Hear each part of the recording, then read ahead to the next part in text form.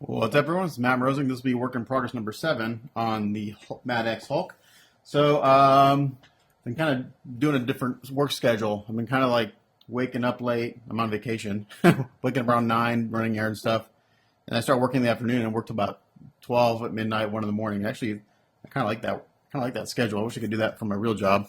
So this work in progress, hopefully, we'll be wrapping up the Hulk. First thing I'm going to do is I'm going to, this is dried overnight. It's extremely, this leg is not ever coming off, ever. So the next step I'm going to do is I'm going to just kind of fill this gap in a little bit, fill these holes where the rods are, and then we're just going to do a spot paint job on it. Again, this will never be seen unless you literally do what I'm doing here, which is roll up the pants. So I'm not going to make it perfect, but I want to make it look, look decent. So again, this was the trick with this kit: is you have to put the pants on and then get the legs on, or get one, have one of the legs able to come off. So the first step I got to do is I'm going to come in here. I'm just going to kind of roughly sand this edge a little bit. But what I want to do also is I want to kind of get some tape and tape the pants out of the way. So give me 1 second.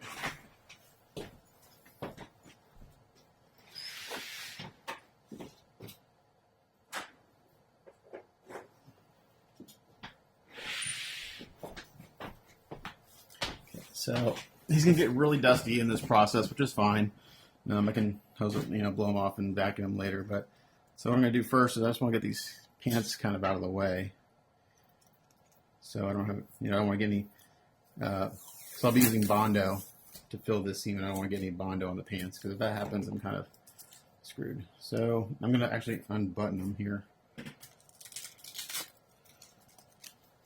And my goal is to get some, get some tape up underneath it.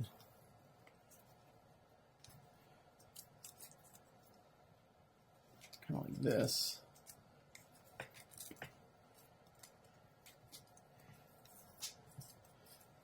There, like that. And then I should have gotten, okay. This will take me a second to figure this out.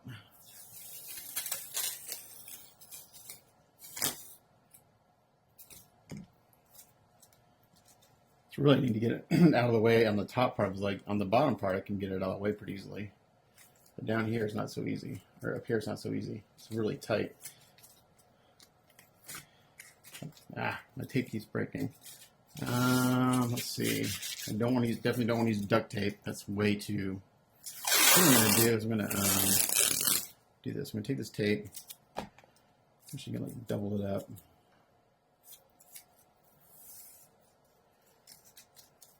Like this. It doesn't have to be pretty. Basically, kind of like make a tape rope.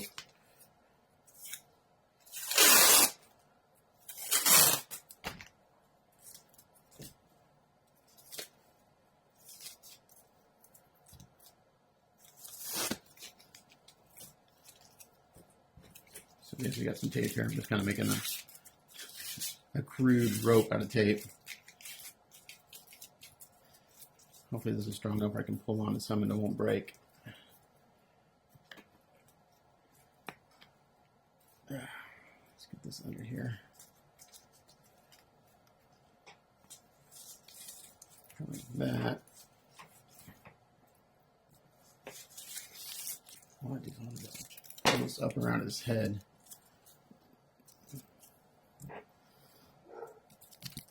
Really maybe come this way. That's where it needs to go. It needs to come around his arm. So I'm going to do this. I'm a very tight knot in this. We'll see. My first time making a tape rope. This avoids me from actually taping onto the green, which probably be okay. He's had plenty of time to cure, and he's been sealed pretty good. If you can avoid taping on your finished piece, that's always ideal.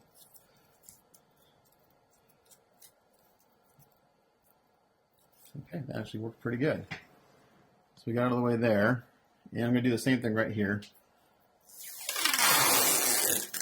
Make my little tape rope. If I had some real string, I'd use real string, but I don't have any real string. So I'm making my own. I'm doing a Gilligan's Island. Had some twine, that'd be ideal.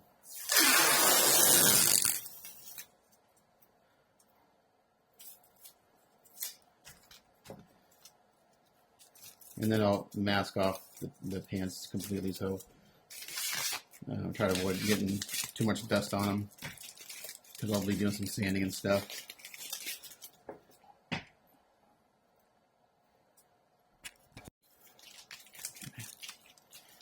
Again, nice little crude tape rope here.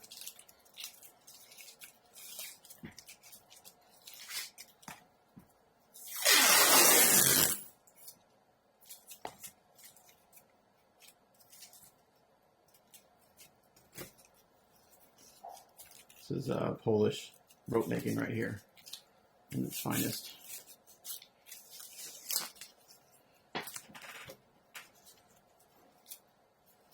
But this is cheap tape, and I don't care. As long as it gets the job done for what I needed to do. Okay.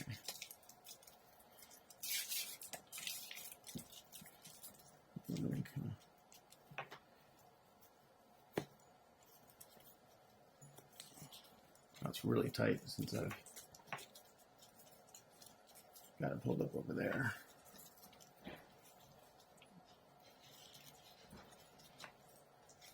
There we go.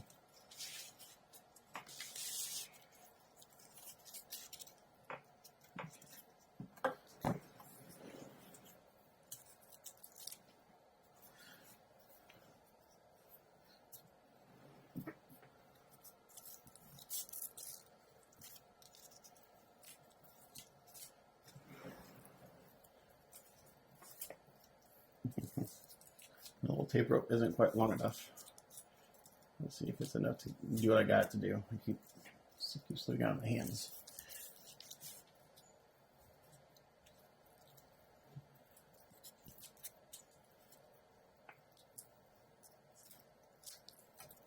Come on.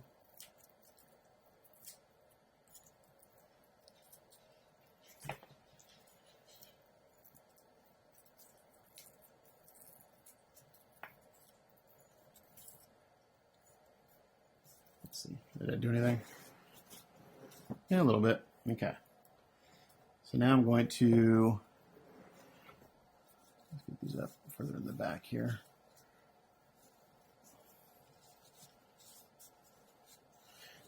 I think what I'll do also, just to kind of keep the damage down to a minimum around this area, I'm going to go ahead and put some tape down.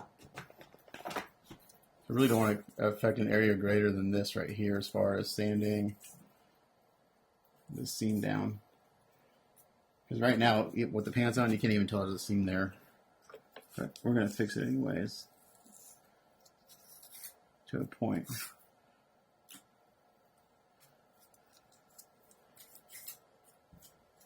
So there's just a little bit of tape here to help me kind of keep my sanding within that area of the leg. So I need to scuff this. I need basically, in order for my filler to work, it's got to have bare resin for the most part, otherwise it won't adhere.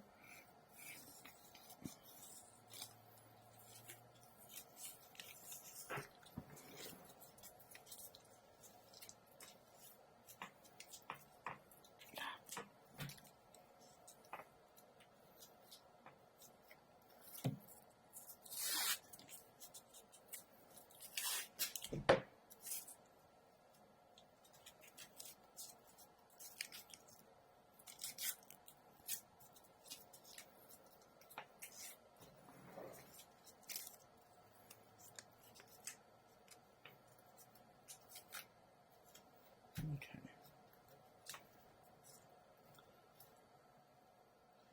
So now hopefully this will limit any sanding to within between these tape pieces of tape.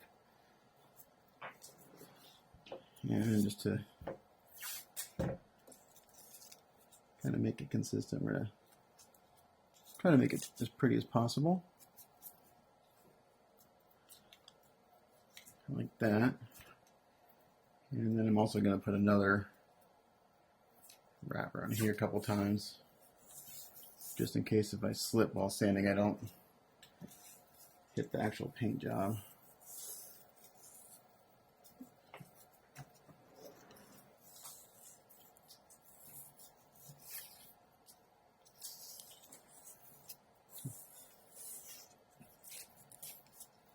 This is to me a tape, so I'm not worried about it messing up the paint job. At least it shouldn't mess up the paint job. Okay, so now we're set there. Let me take some 320 sandpaper right here, just a little piece of it. Don't need a lot.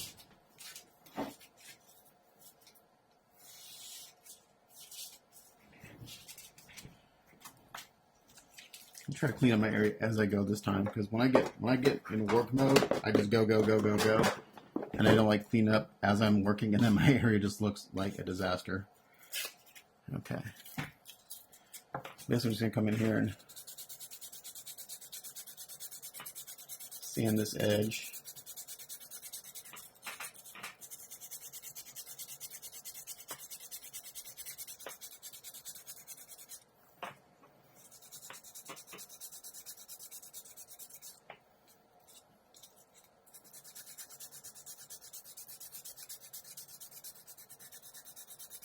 Again, this is where whoever cut this sculpt up could have done a better job cutting it up.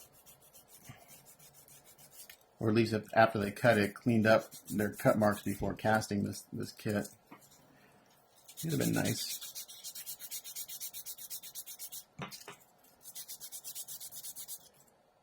And the sandpaper gets clogged pretty quick because of the paint.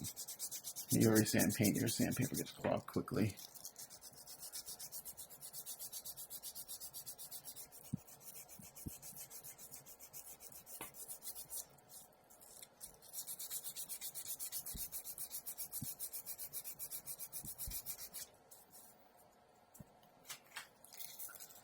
So I think I'll put this on time lapse just because it's going to take a little while.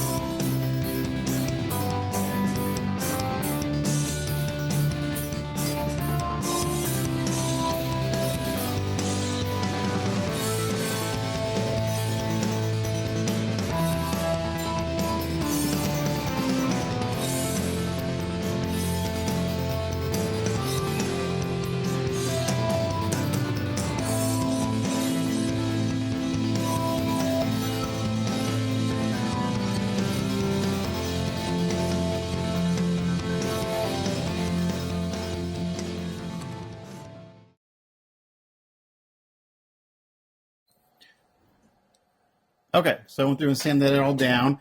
And one problem with this, one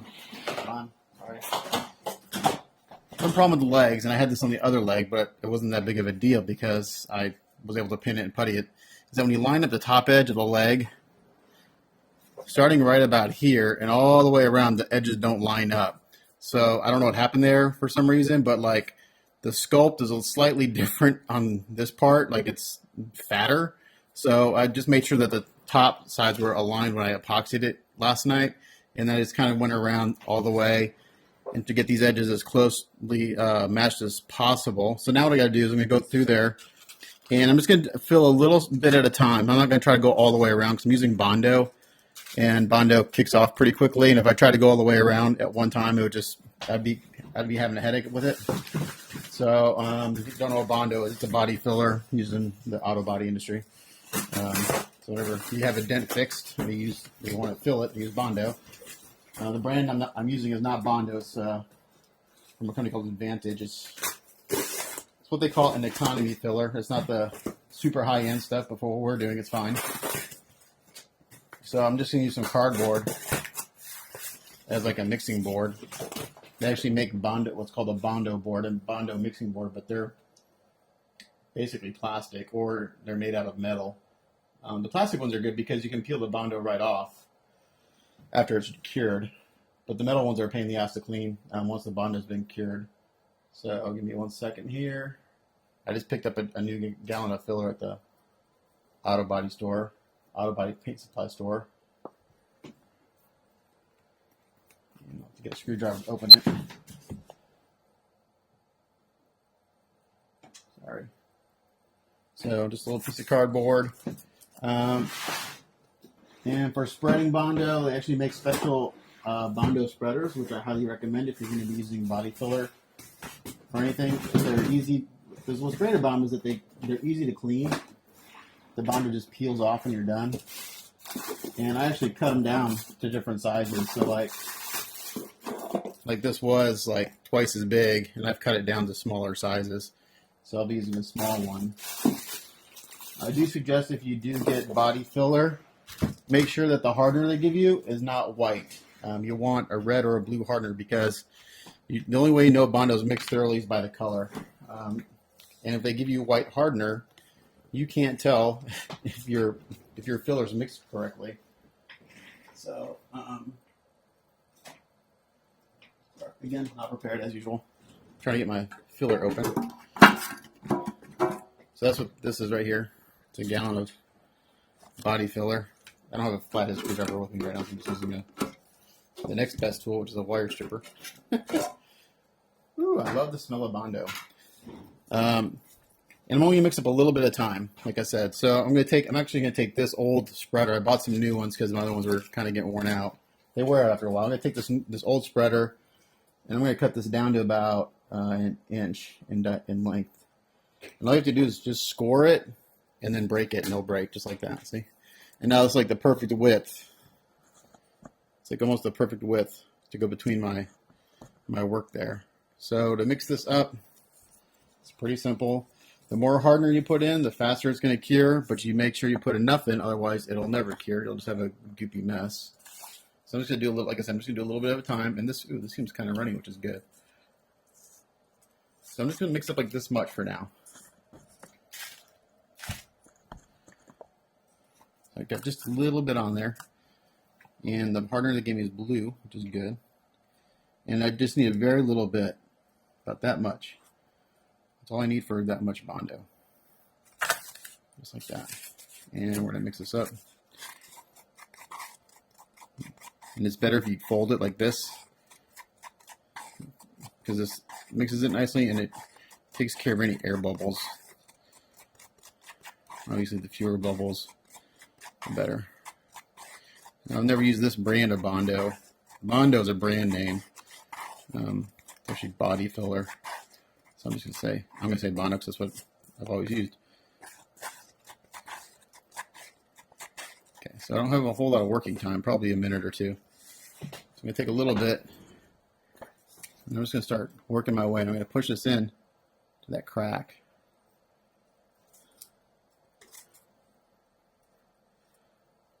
Just like that.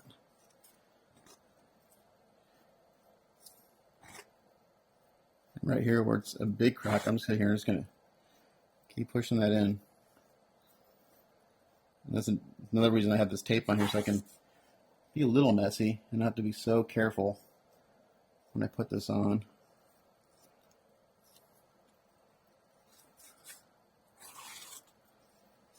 So like if I was painting a car, I would take my time and really, take my time, make sure this is all feathered out and put it on real smooth. But for what we're doing, I just need to kind of slap it on there for now. Because this is going to get sanded again anyway.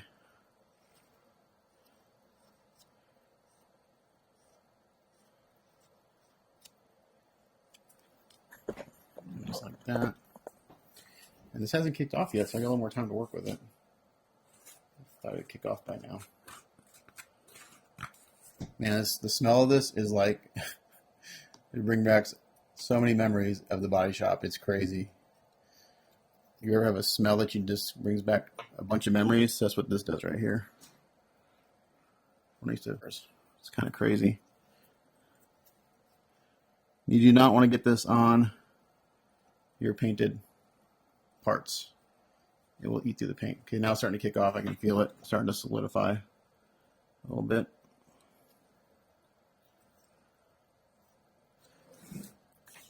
I should actually cover this leg up. I'm going to do that next time next application.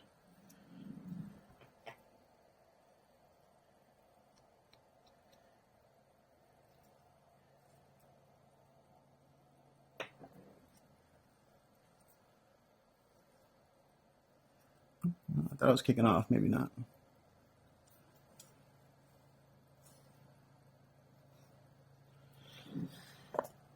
Okay, so we'll work with it a little more, get a little neater. The neater you put it on, the less sanding you got to do. So.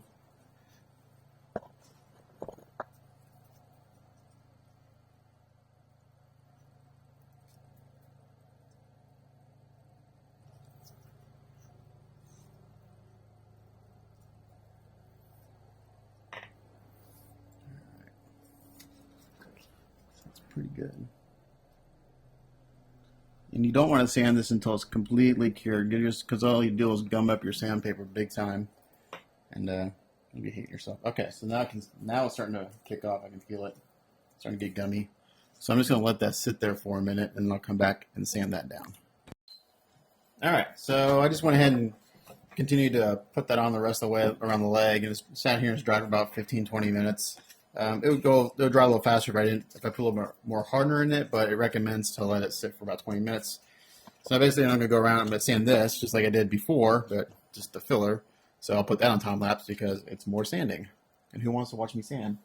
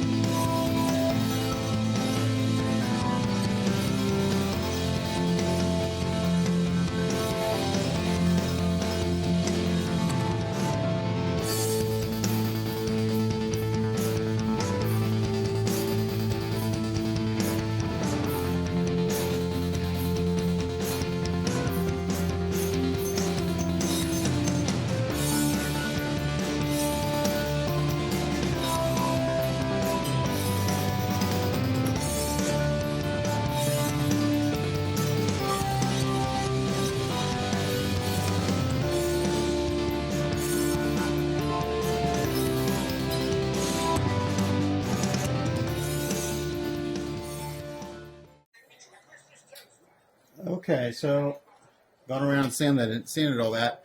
Now I need to take the tape off. So I'll probably have to do a little more feathering of the filler. So let's see what this looks like. Messy process. Let's see, here we go.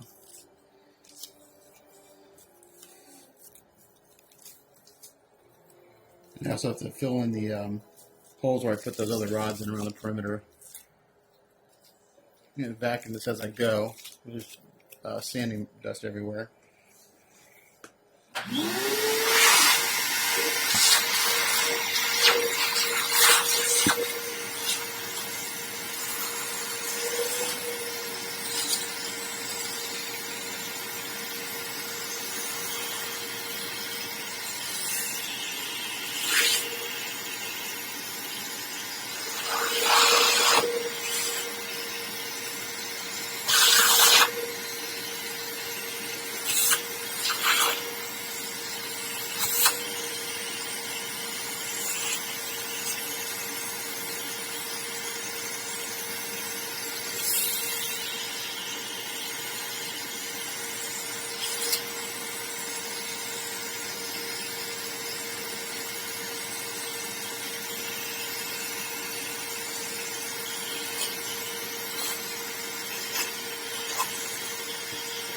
Okay, so we're looking pretty good.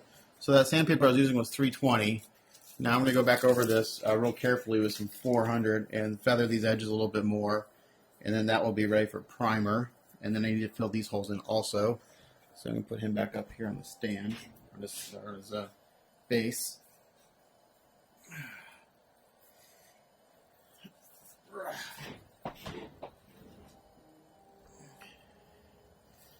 That. It's looking pretty messy right now. That's okay. We're going to get him looking back to normal here shortly. That's pretty good. So it seems nicely filled. I'm going to get a little bit of 400 grit. Let me get all this other stuff out of the way. Clean up as I go. Right here. Just bought some. And I'm going to get just a small piece. Again, I'm going to try to keep this to a minimum area. Still pretty good. A pretty small repair area, which is what we're trying to achieve here. We don't want to, make more mess than we have to. But that's the challenging part of this kit, is this actually what I'm doing right now. So I'm just going to go in here and kind of clean up these edges a little bit.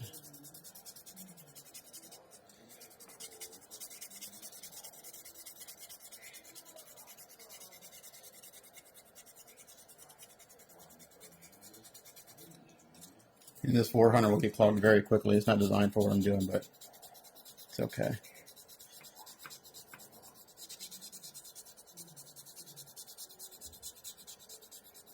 The main goal of all this is that you cannot see a seam underneath the pants when their pants are put back on. So that's what the main purpose of this is. So I know I've seen them where both legs are they're not attached; they come off. I'm not sure how they avoid seeing a seam underneath the pants, but I guess there's a way you can do it. I guess if your pinning is spot on and there's no movement in the leg or anything, you can do that. But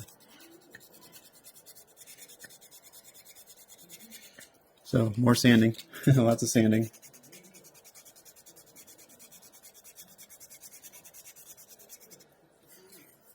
So what I'm doing is right here, I got some filler that's not feathered very well. There's a hard edge.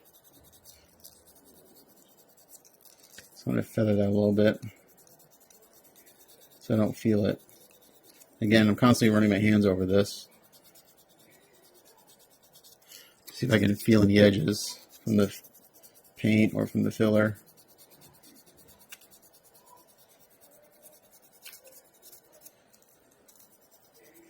So I may be doing another one of these in the future, as someone asked me about it. Doing another one, I'd be like, yeah, sure.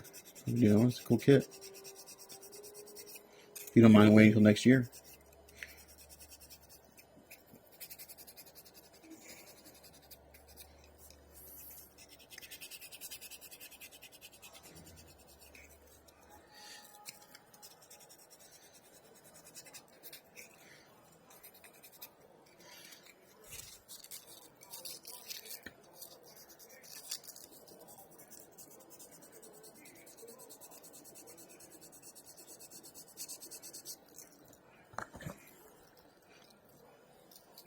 Again, just kind of going around, really just trying to doing two things, kind of getting the 320 sanding scratch down to a 400, just so it's a less filling that my primer has to do, and then just feathering these edges a little bit better, so that once I paint it, you won't be able to see an edge. It'll blend in. And again, you're not going to see this unless you lift his pants up. I don't know why you want to do that, but in case you did, try to make it look as good as possible.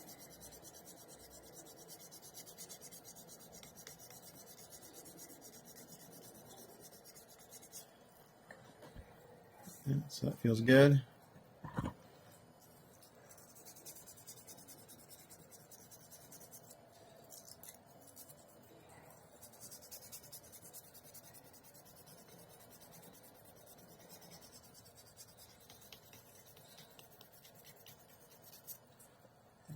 Piece of paper is clogged, so we get another one.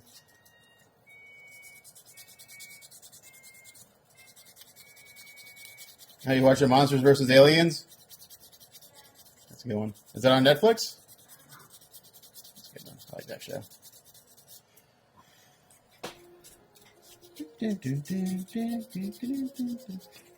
Hopefully YouTube will not hear that in the background and will not flag my video for copyright infringement. I've done that before. I've like spent a whole day making a video. My kids are watching something in the background. And then when I go to upload it, YouTube takes it down because they can hear whatever's in the background and they flag it for copyright infringement. I'm like, holy shit. Seriously? It kind of sucks. I can get it if you're purposely using the music or whatever for your video. But if there's something in the background that's obviously not part of your video, I don't know what the big deal is.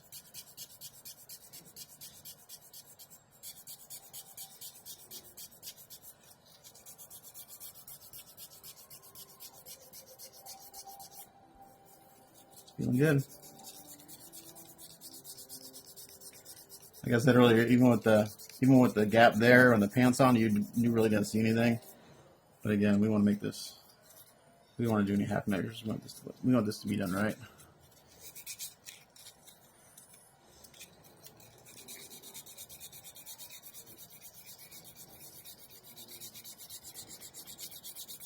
All right, I'm gonna go back on time lapse while I sand more.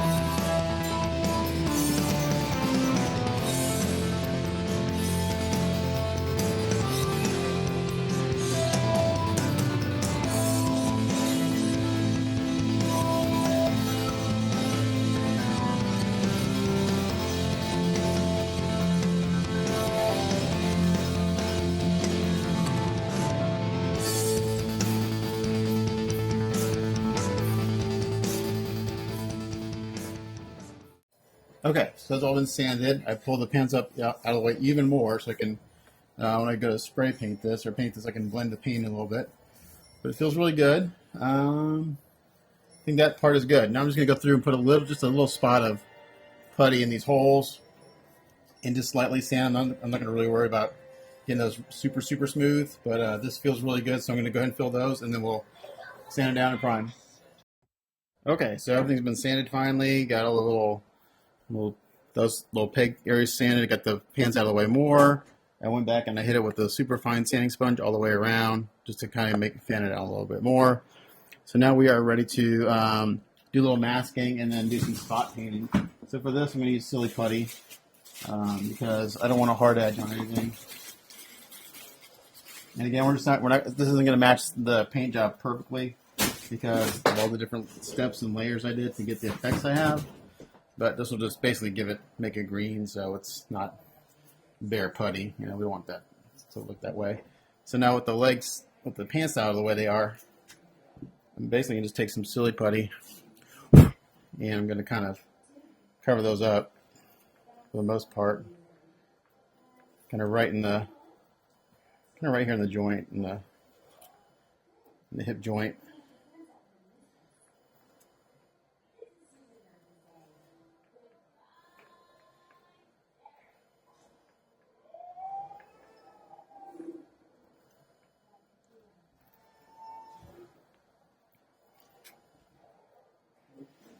Like this.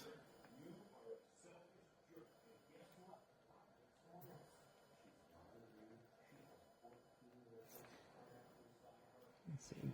Not wanting to stick. Let's try this.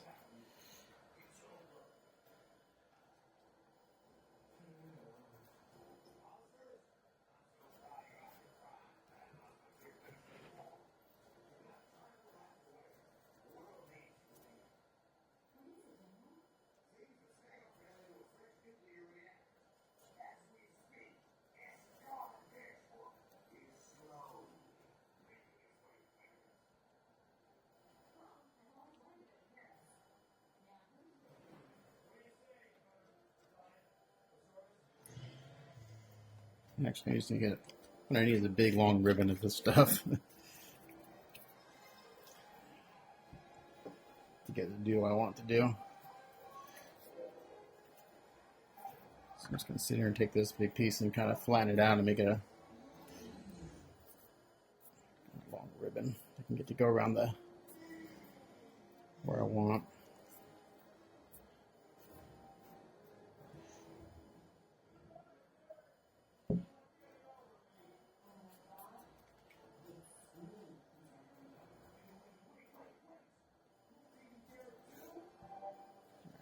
This.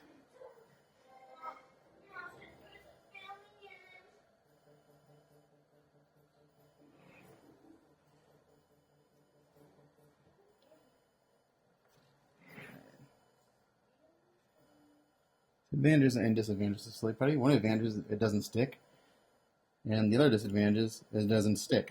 So you kind of have to stick it to itself to get to do what you want to do sometimes.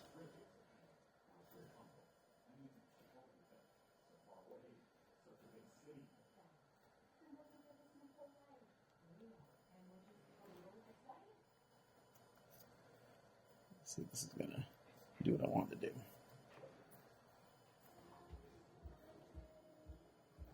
It's not staying where I want it to stay. Okay, so plan B. Since that's not working, I'm just going to tape over the pants.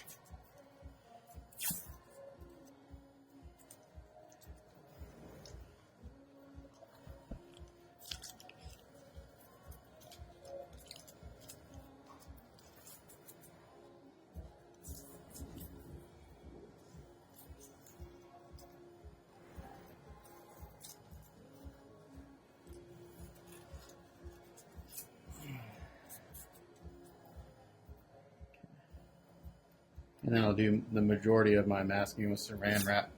I just want to kind of get a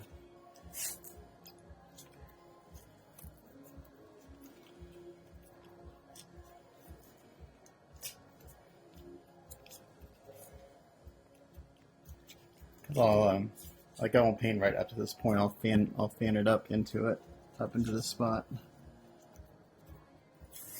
But I don't want to get overspread or anything.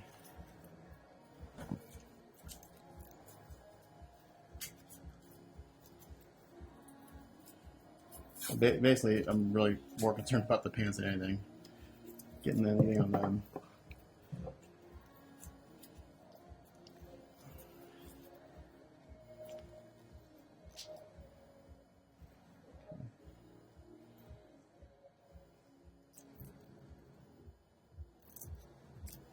There we go. This one there. We're good underneath.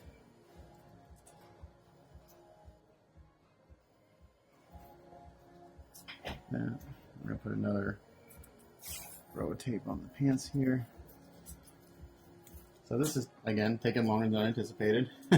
So far I've been working on this for about 3 hours, doing this little blend here.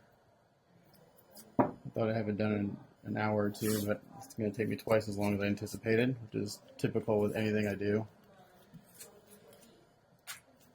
I anticipate the base, doing what I need to do to the base, to take 10 to 15 hours, but like anything else, it's going to take me 20 hours, so hopefully it won't take that long, but we'll see. I basically have to kind of resculpt the base and to make it look like concrete.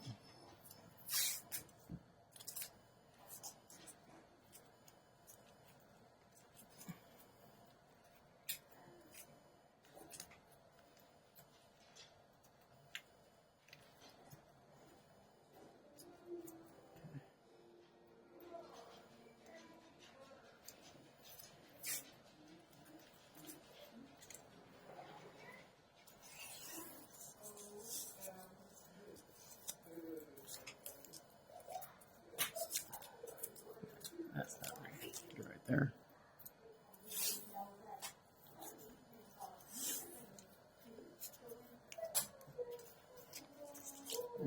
So there we go. That'll give me a good area to mask some saran wrap too.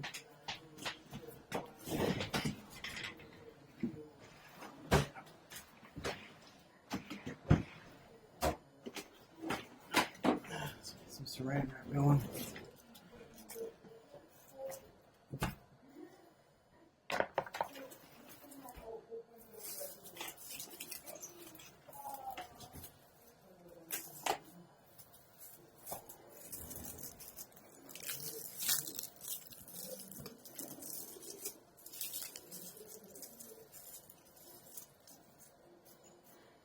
This will probably seem overkill by the time I'm done, but again, I don't want to get any overspray on any of my work, so I'd rather be way overkill and ensure that. Then again, all this stuff is, these supplies are inexpensive compared to how much time it takes to do the fix. So.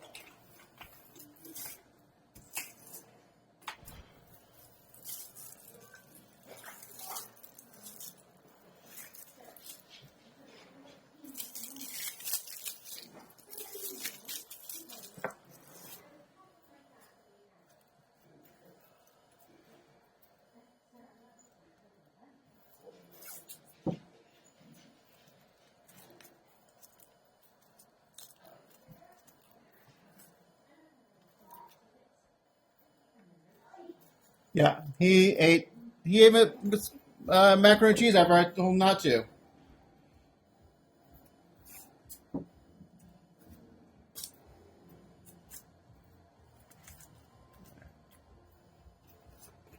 Trying to do this down quick and dirty, but it's not going so quick. But it's dirty.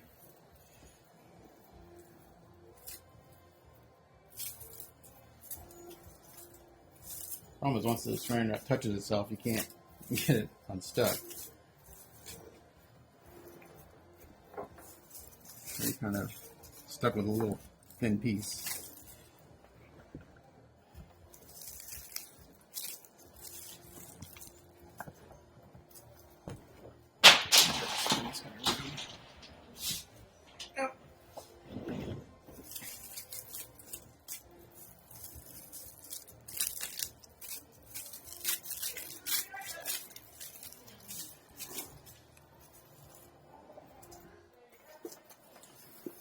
Hey, that key should be ready to come out in about a minute.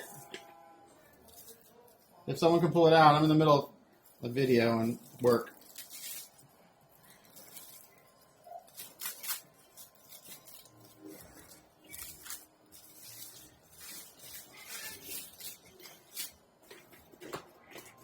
It's down and dirty.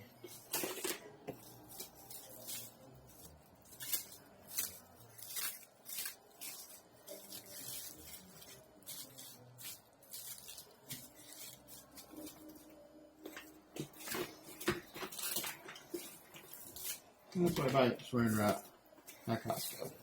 They go through like crazy. It's on my phone. You can take it out. It's got 10 seconds. Okay.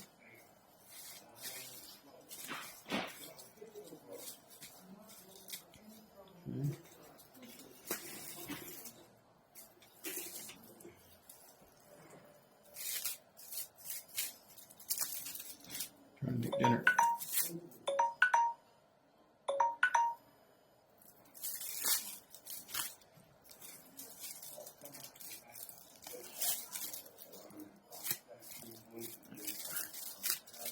So you get stuck together like this, and then you're screwed, and you just kind of have to go with it. Ideally, I have another person up here kind of helping me keep it stretched out, but I don't have an assistant.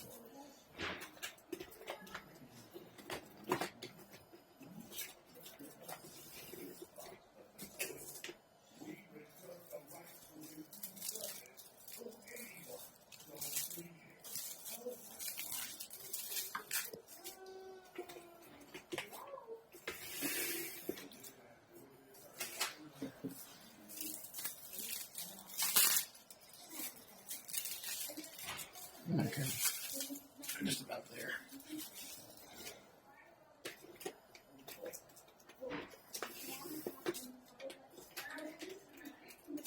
Owen was supposed to take the dishes that were in the sink and put them in the dishwasher. Owen, did you not do that?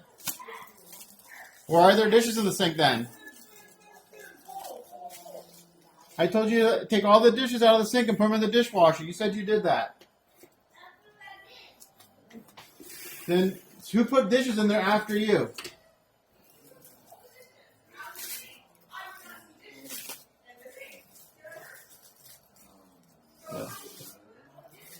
Okay, so for down here, I'm just going to lightly kind of basically just cover the toenails for the most part. Like that. Okay, so now we're going to go in the spray room. Okay, so we're in the paint room. I'm going to go ahead and spray some Res primer on this and see what it looks like. And see if I need to actually do any painting or not. We'll see. I don't know. Just try to get this tape up here so it's not a hard edge. Make sure I got all the paint covered. We'll do there. Covered there. Definitely do not want to get anything on the pants. It's one little hole I need to get.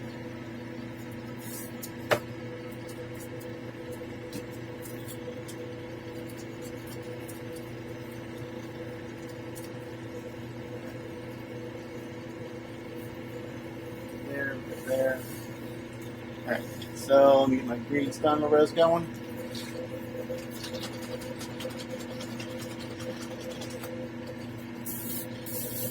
It's my airbrush.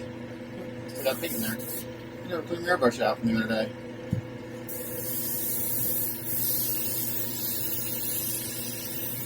Sometimes I forget to do that. It's not good.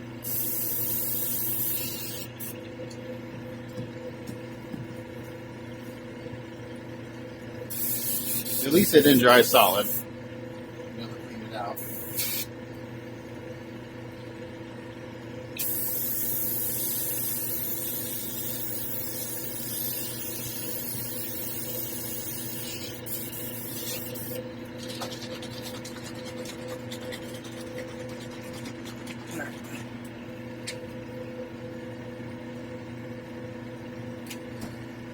There we go.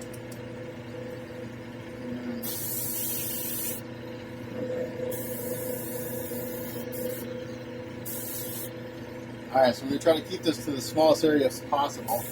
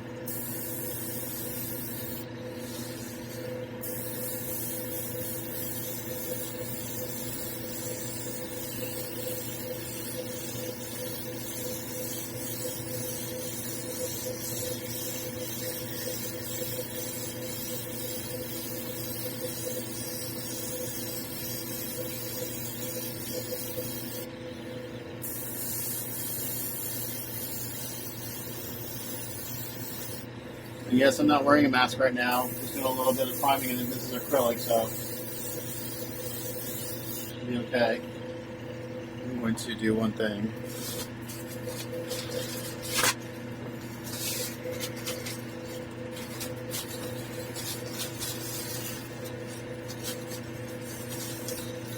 going to kind of loosely wrap some towels around this lower leg, just to be on the safe side.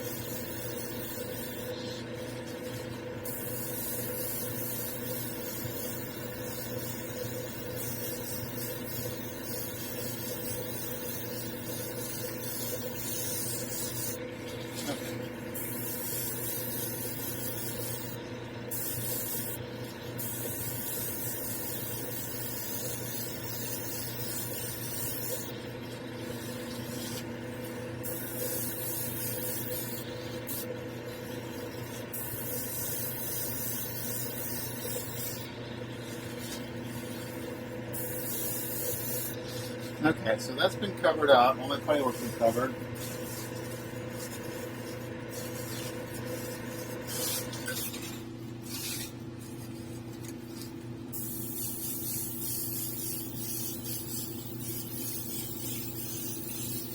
And the seam looks good, meaning that I don't see the seam. The playwork is done well. I'll let that dry for a little bit, and then I'm going to go back in there and try to blend some of the paint a little bit. Again, the pants come down over the knees and down to the calf, so that whole upper thigh is hidden, but I am going to try to blend some paint into it just so it looks a little bit better. I probably won't do the noodling part, but well, I might as well. I might as well just do all the steps I did. So again, this is going to take longer than anticipated. But my goal, well, I don't know. I really need to get the portrait painted tonight. I really need to get started on this base.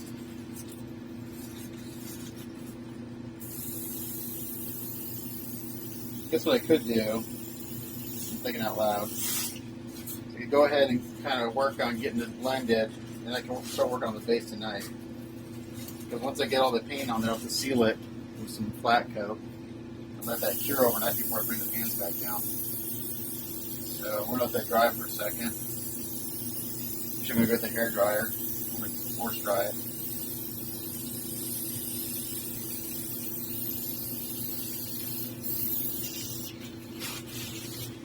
And I might have to go back and look at my video to see what I did on all the steps. I know the noodling part I know. It's the rest of it. So I'll be back and I'm going to get a hair dryer and we'll get this dried.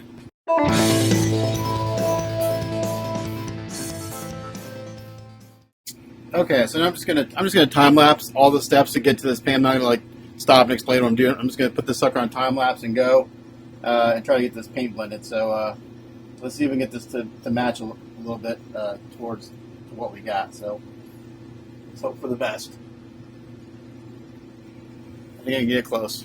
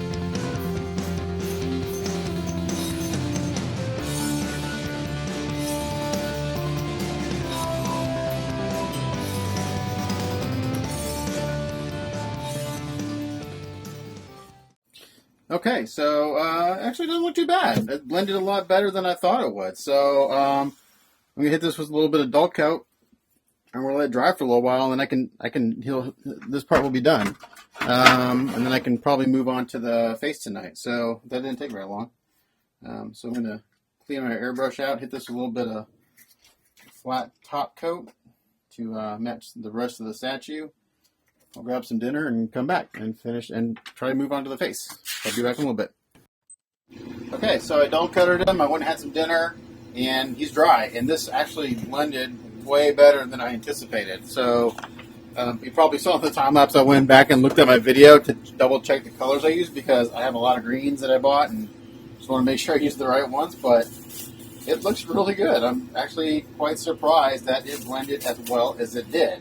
And even though, like I keep saying, you're not going to see it, but still, I know it's there. I know it's done correctly. It puts a nice warm feeling in my tummy that I've done it correctly and I haven't, taken a shortcut. Try not to do that if possible. A lot of guys I've been getting a lot of requests to paint this guy. I don't know how many are out there, but I've gotten now three people asked me to paint a Mad X Hulk. So I know there aren't many out there, but I've been quoting $1,000 to paint this guy, and some of them have received that okay, and others think that that's too high. They tell me other painters will do it cheaper. Like, well, then hire those guys. It's like, you know what? I charge what I charge because of the time I put into stuff. I am booked until mid 2019 now. 2018 is completely booked. It's overbooked. I'm gonna be spending a lot of time painting, and then 2019 is booked halfway through. So I've got enough people who like my work, and I try to price it fairly. I know these aren't, this is a luxury item. It's not, this is a collectible, but especially on a piece like this where I got a little touch up I gotta do there, where unpainted it goes for upwards of $3,000, and as soon as it's painted, and I don't know if it really matters who paints it, but as soon as it's painted, the value goes up $1,000 to $1,500 right away. So if I'm charging $1,000, I mean you're already invested, and the value's already increased by $1,500. So you're ahead already. So I need to make sure I'm not bumping into stuff. And $1,000, I think, for this, as large as this piece is a pretty fair price.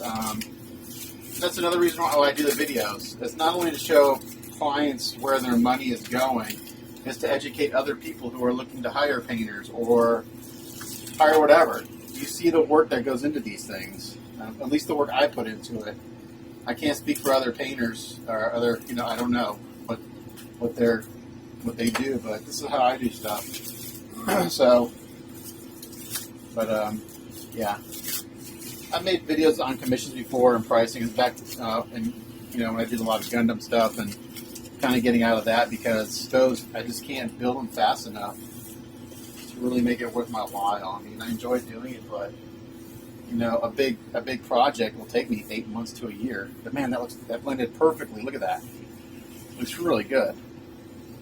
So now I'm going to cut all these awesome Polish tape ropes I made. And then I'll put his pants back down. But yeah, so I think $1,000 is a fair deal for this piece, especially considering how much he's worth after it's painted. So, yeah. So I know he's expensive. And I'm getting educated all the time as far as what's out there, what these things cost, or which certain ones cost, and what people are willing to pay for them. So I'm getting an education also as far as the collectability of some of these pieces and what some pieces would be considered an investment piece. This is an investment piece. This is something that got a lot of dust on. That if you purchase and have me paint it or someone else paint it, or if you buy it painted, it's going to keep its value. If anything, it'll go up. Alright, so now we can put his pants back on. Button back up here. Get him decent again. And then that leg is now officially done. And I feel so much better about that. And I think I mentioned before, someone who decided not to rip the pants, I think that's a great idea. I've never seen, the ones I've seen that have been ripped, they just don't look right. I don't know what it is. It's like they're just ripped, but they're not weathered. Like, if you rip these pants, you'd have to like scuff them up and get them dirty for it to make sense. If you just ripped them, it wouldn't make sense. I think you'd have to kind of dirty them up a little bit. But see, all that putty work I did, can't see any of it. The paint work I did, you can't see any of it. But I know it's there, and I know it's done correctly. So now I'm going to move on to the mouth and get that done. Hopefully, this is my first time doing this technique too, so you get to watch me on camera experiment. That'll do out on my workbench because that'll be with acrylics. So I'll see you guys back at the workbench. Okay, so now I'm going to tackle the lips and gums. Sonu has given me some reference photos. He keeps using the term OG. I have no clue what that means. I'm assuming that means Old Grail. I think that's what it means. That's a new term for me. I've never heard that term until I started kind of hanging out in the statue community. So anyway, we're going to kind of go with that look. This is my first time in doing this. So again, you get to watch me kind of either succeed or not succeed. I'll succeed eventually, but it's how I get there. So the first thing I need to do is I need to kind of do some masking around the face and everything. So I'm going to use some silly putty, as I tried to do last time. And I'm going to basically, I'm going to kind of block off his face and stuff. Let's see if this will stick for me. If this doesn't work, I'll have to use blue tack.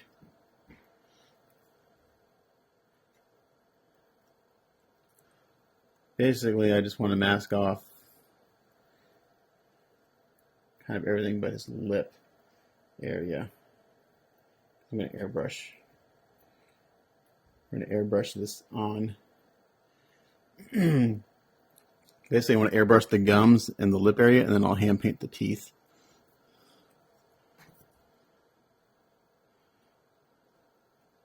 So this is working a little bit better if I thin it out a little bit. Because we want to transition from this green, kind of like a brown, not brown, but we don't want pink. But we want a fleshy look to the gums and the lip. So I'm going to have to get in there real close with some real low air pressure. So that's pretty good there.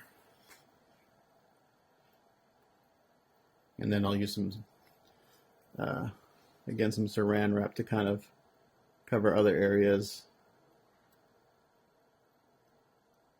that I don't want to get overspray on.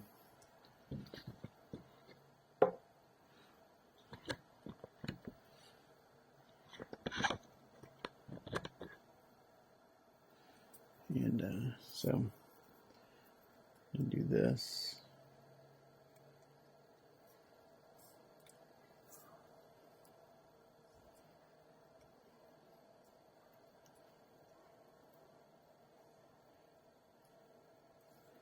Like that, and I'm going to use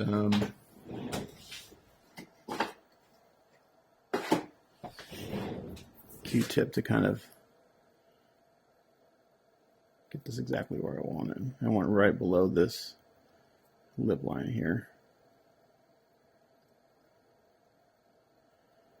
Actually, I'm going to take that off. Now that I'm thinking about it, what I should do is I should have a ribbon instead of a flat. I should have a ribbon. That way, if any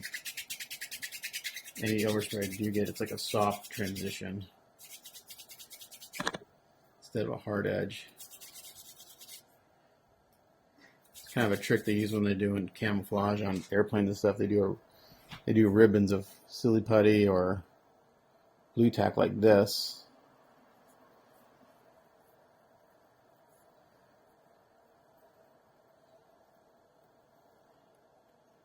And what that does is it creates a soft edge.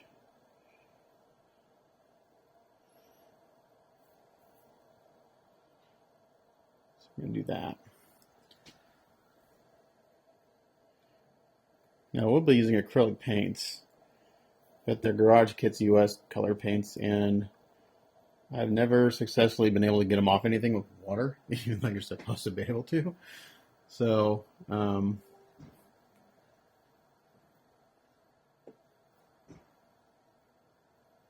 hopefully we can get this done correctly.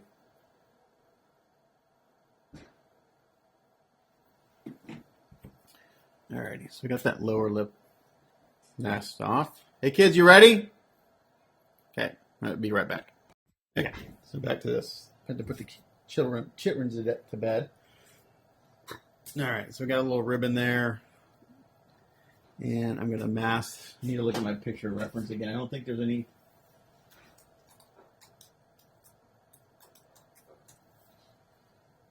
Let's see.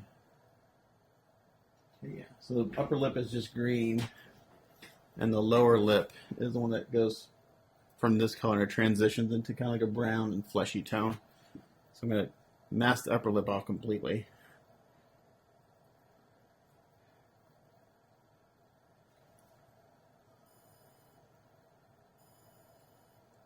I don't care about the teeth right now.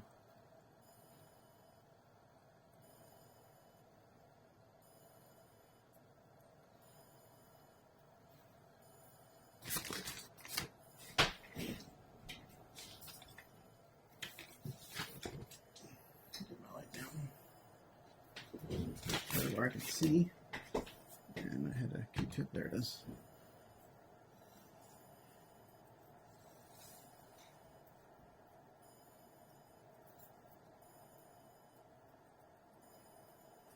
All right, so I'm going to time lapse this because it could take a while again.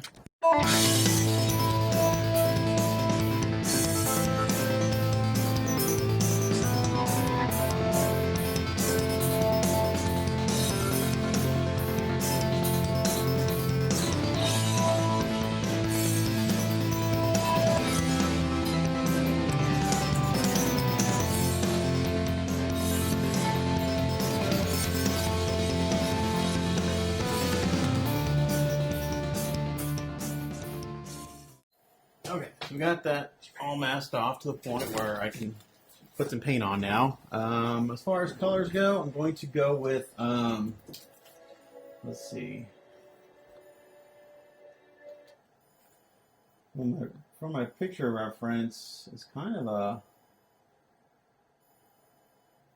a brownish color, so I'm going to go with a light African flesh. They have a semi-transparent, which is actually perfect because it's a medium African flesh. I thought it was semi-transparent light African flesh. Let's see. Light African flesh. Actually, this might be right. Let's try this. I need my airbrush powered up over here.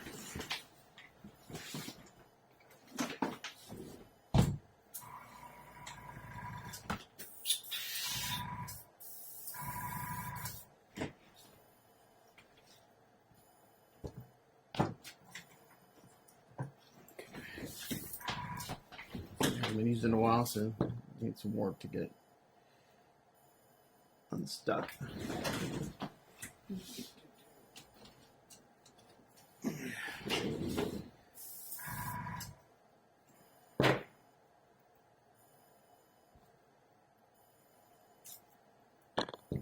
Did I clean this out last time? Sometimes I'm really bad about cleaning out my airbrush and I forget.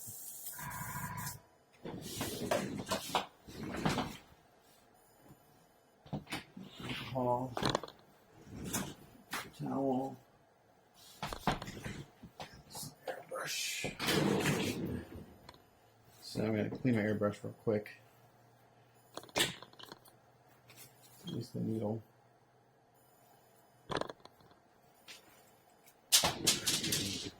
What was that? Where'd they go? Where'd you go? I gotta pause. Okay, I'm back. Sorry. I had to clean my airbrush out a little bit, went and looped it up. So I got my air pressure turned way down. I'm going to crank this airbrush so only a little bit of paint can come out. And what I've got is Garage Kits semi-transparent medium African flesh. So I'm going to use this. I'm actually going to put a couple of drops of reducer in it too. Or not reducer, thinner. So it's even a little more I really want this transparent because I want to be able to see the kind of the green through this brown. So I'm going to put a few drops of paint in here. And I'm going to do a couple of drops of thinner. And we'll see what we get as far as opacity goes. We'll test on the. Nope, I need to bring this back so I can see how to go in the cup. Mix it up in the cup a little bit, and then it's too much paint. Barely any paint coming out.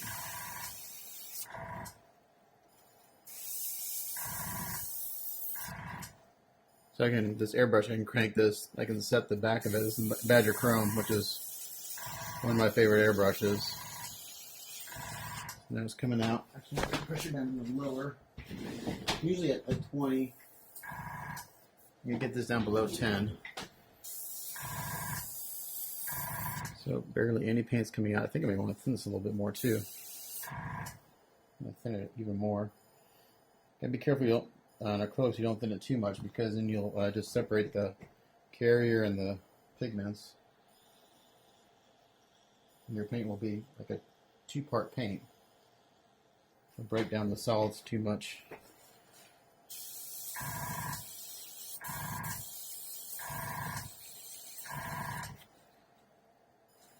Just a little bit more.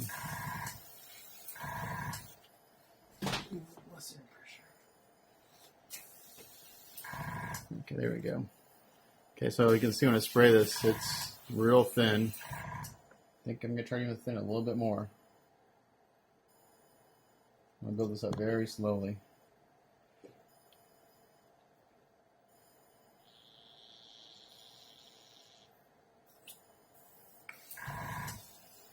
There we go.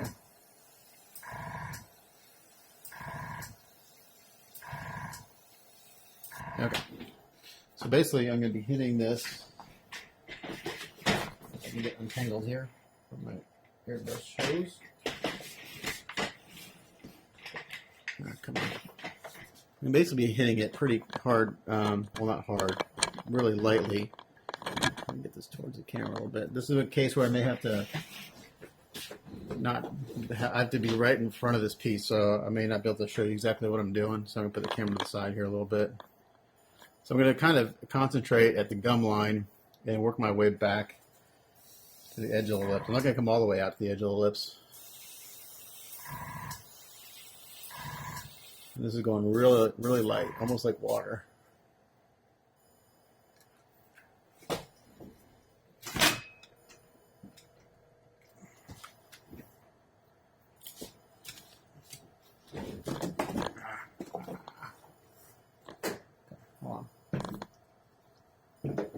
Clean my work area a little bit. I got too much stuff that could spill over and cause some serious damage, so give me 1 second to do that. Everything off to the side here.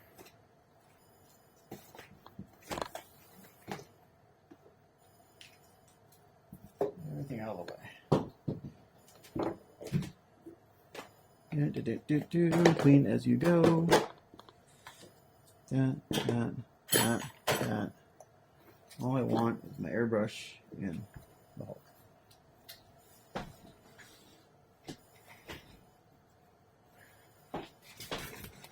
Okay. Let's see what we get here.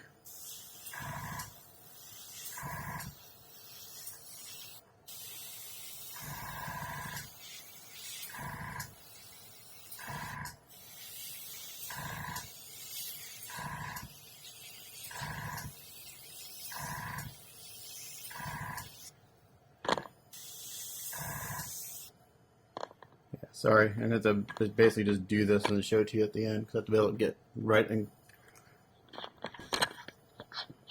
Sorry.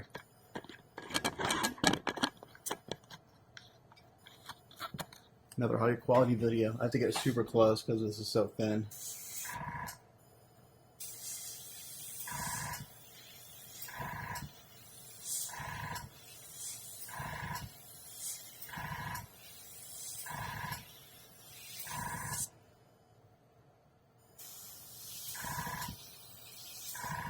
my paint is thinned perfectly. Going on real light, real translucent.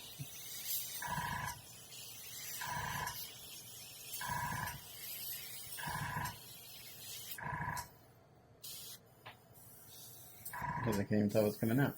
It is.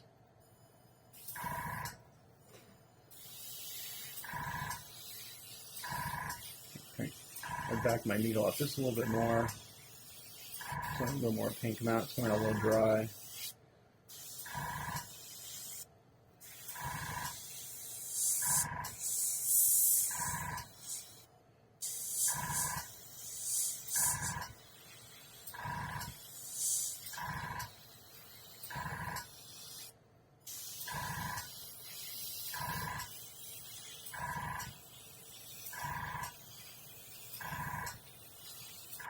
So we're getting there.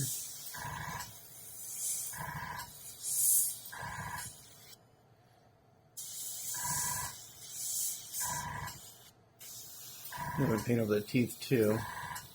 Even though we're doing clean teeth, I'm just going to paint the whole inside of this kind of brown color.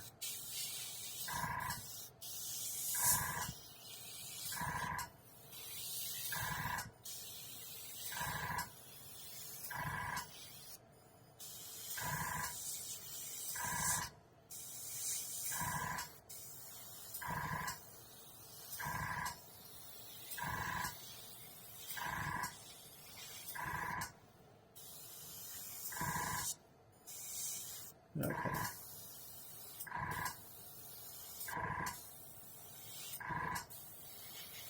Bring this brown down just a little bit.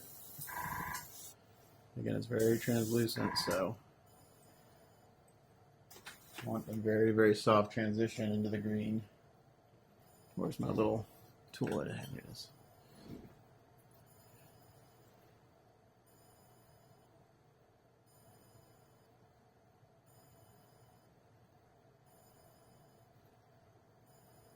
Silly buddy kind of fell down here a little bit.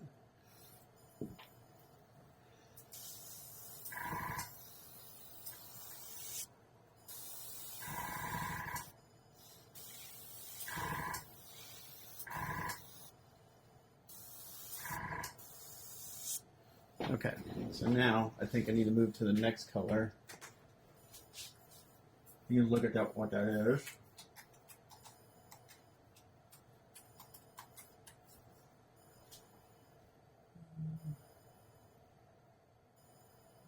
It's still brown, but I'm going to add a little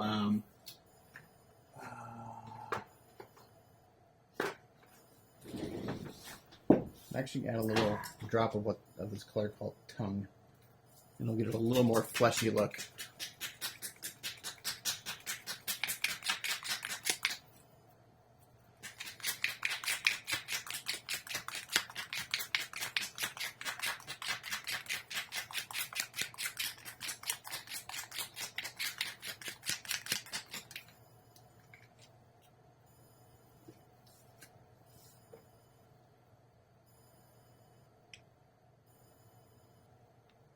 And my bottle's clogged.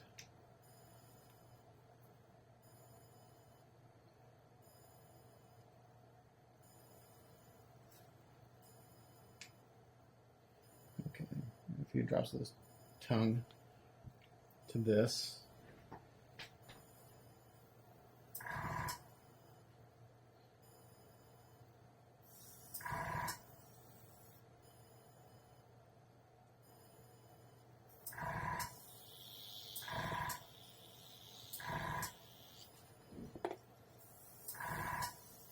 There we go. That's a nice fleshy tone right there.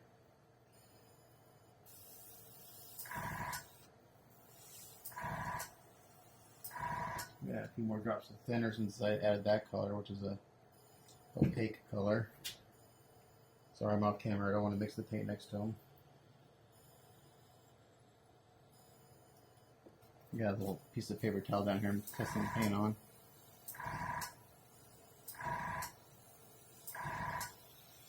Since I'm such a low air pressure, everything's got to be right for it to work.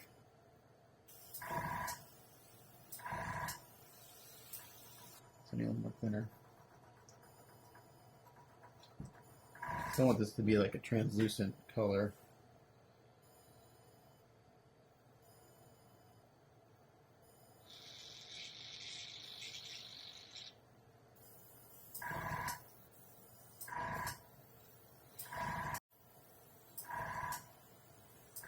There we go. Okay, this I'm going to come up right towards the teeth.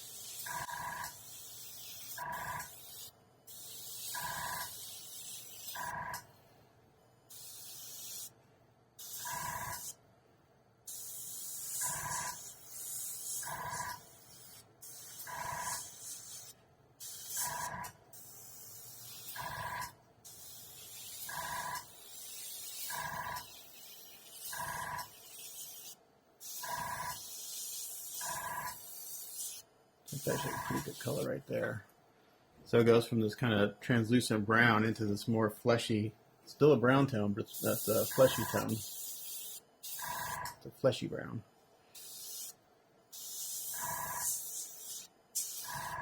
So now what I'm going to do is I think I'm going to go back to my, I mixed this up so I have to dump this out. But I'm going to go back to my first color I had and get a better transition. Get the airbrush out.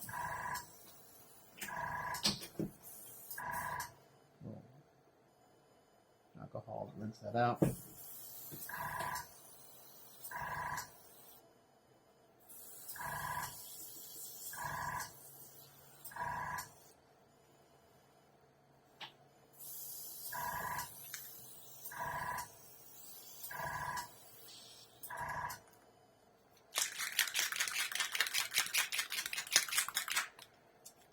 Again, it's going to do like 1 drop of paint, 2 drops of thinner, crank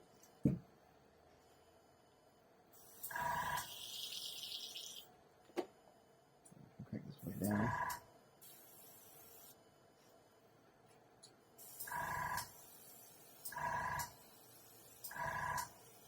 Okay, so the first color was medium African flesh, semi-transparent, thinned way down, and then I added to that mixture. I added like 2 drops of this tongue, which gave me the color that's by the teeth right now. And then I'm going back to that medium African flesh, thinned way down, and I'm going to come back up, transition onto the lip a little more.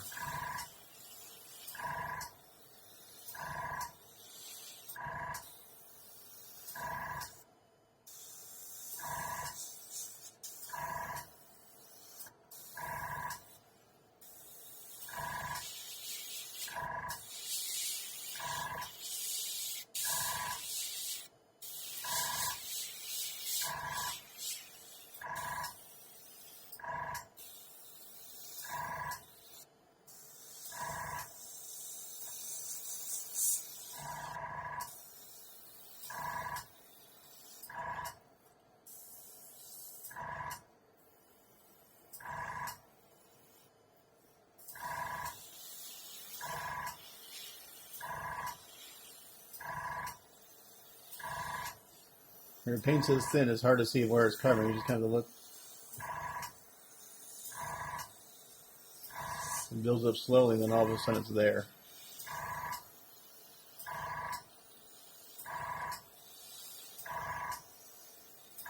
Okay, so I'm going to send a picture of this to Sony and see what it says. Okay, so we want a little more pink in the gums, so I'm just going to go in here with this tongue. I'm going to do 1 drop of tongue. And like 3 or 4 drops of this thinner, and then we'll build that up.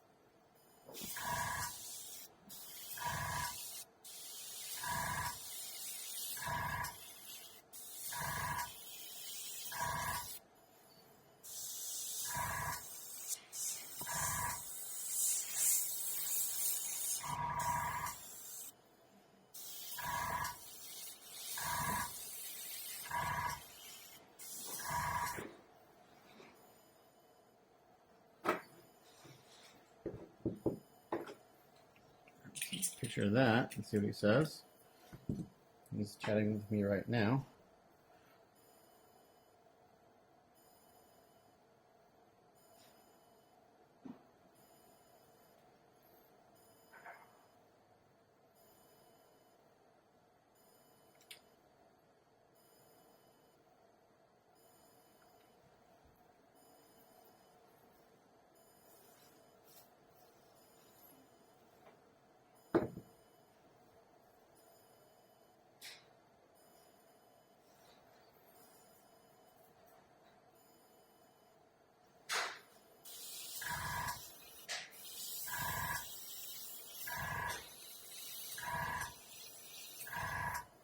Okay, so I think those were approved.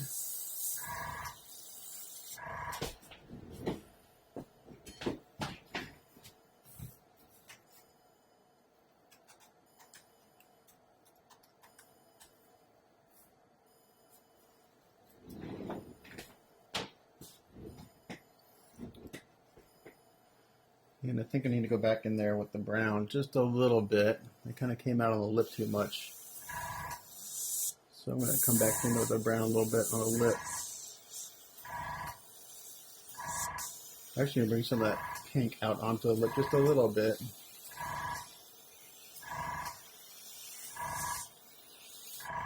And then hit it with the brown again.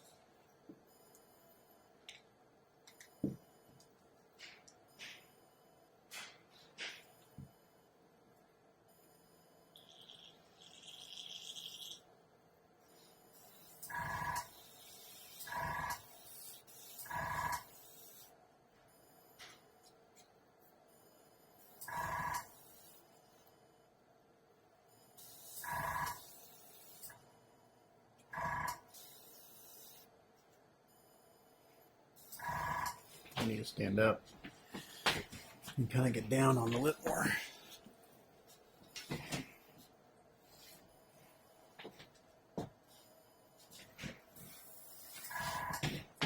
Stand right in front of the light. Hold on, I gotta get some better lighting here. I can't see what I'm doing.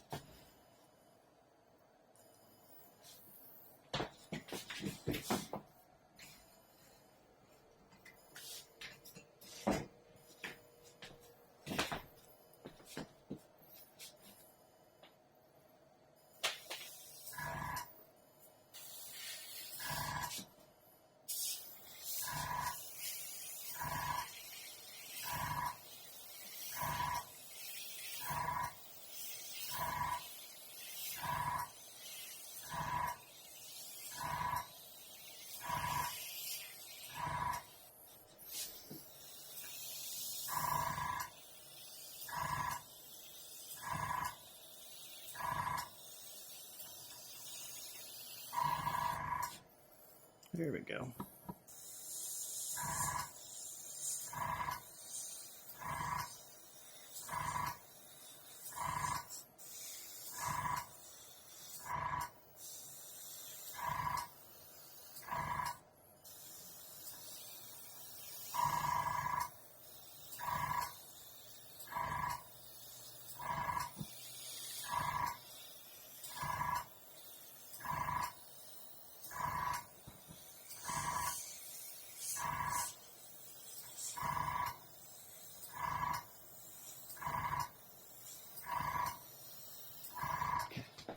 I think we're there. That looks pretty good.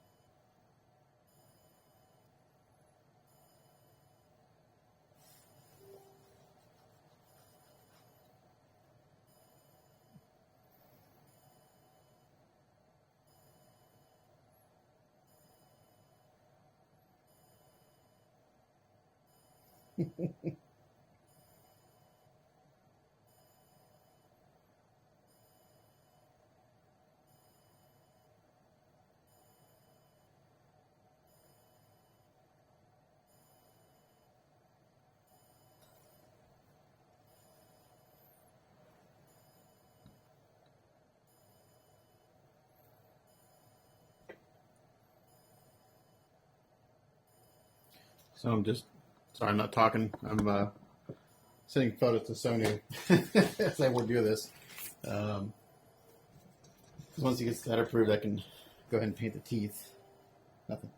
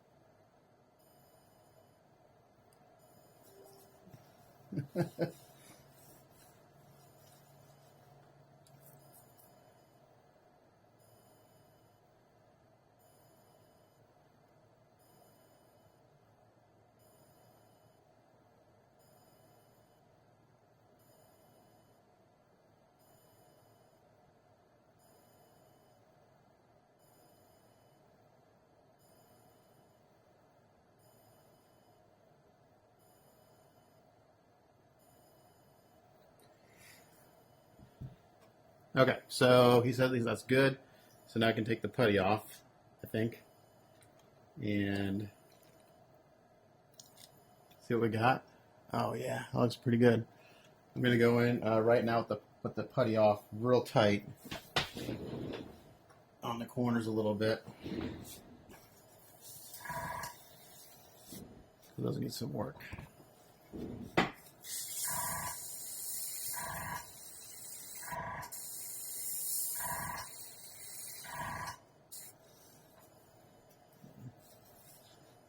Anything? Can't tell if that's dust coming out or if it's paint.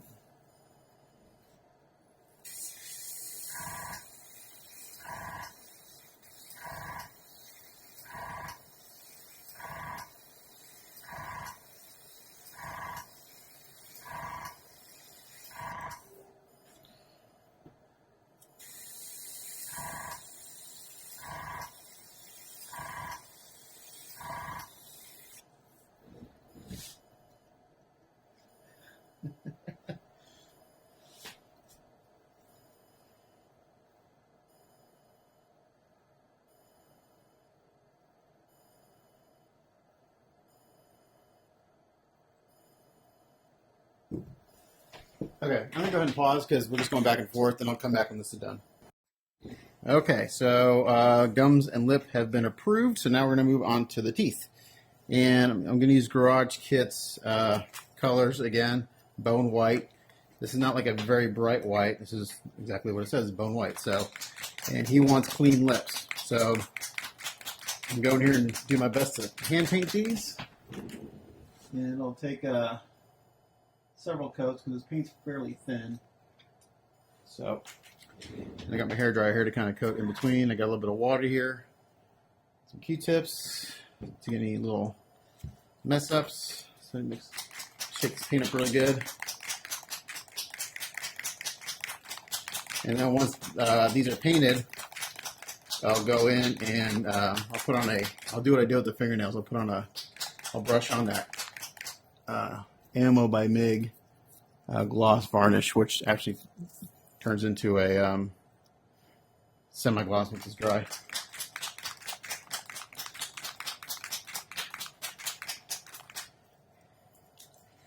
So get a couple drops in my little thing here. Don't need a lot to start off with. And I'm going to do our best to do a clean job.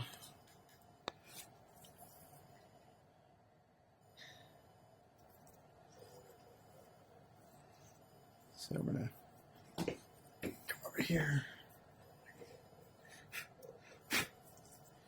and start painting. And again, I'll probably put this on time lapse because this will take me a while. Again, it's another slow process and I'm slow at it. to begin with. So yeah, I'm just gonna go in here and hand paint. So I'll time lapse it.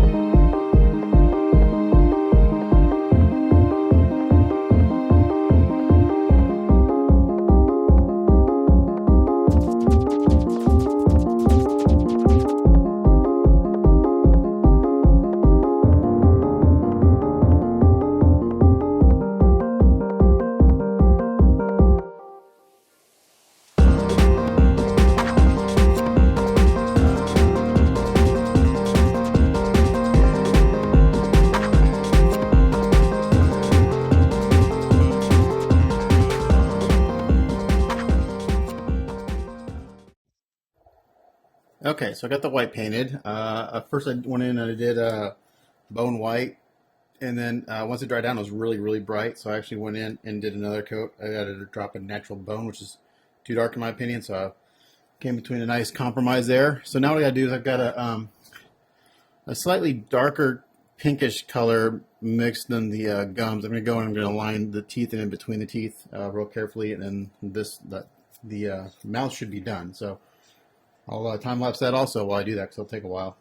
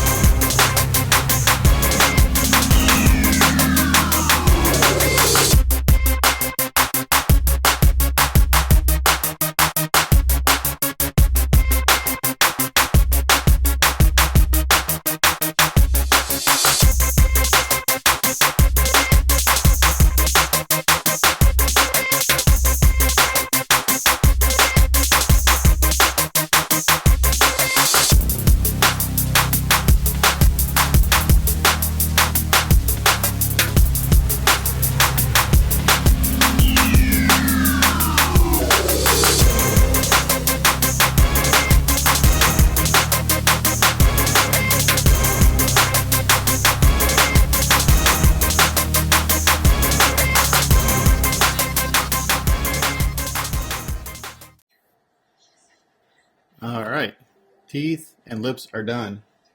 I really like the way they look, and now I'm going to move on to the eyes. So, yeah, so I'm going to base coat the eyes in, again, probably like an off-white, and I got some green decals I'll use for the eyes, and I'll show you that process here in a minute.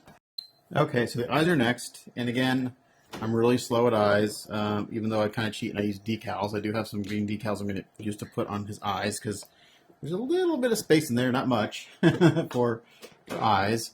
So I need to get, he's upside down a lot in this video because that's how I have to work on him to get to all these little areas. And the lips and the teeth will get gloss coated. I'll do that at the same time when I gloss coat the eyes. So I have to find an angle to get to these things because they're so deep set. I think if I come here, I can get to the left one pretty easily. And I know it's kind of, actually I'll move the camera over here.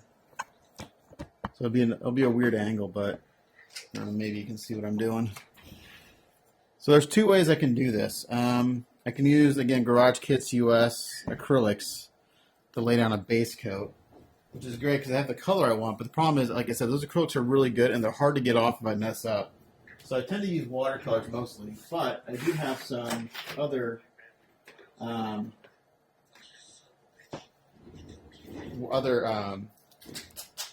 acrylic paints, and they're game colors, and these hand brush really nicely, and they're very water solubles. So I think I'm going to mix up my own, my own color for the white of the eyes. So, because you don't want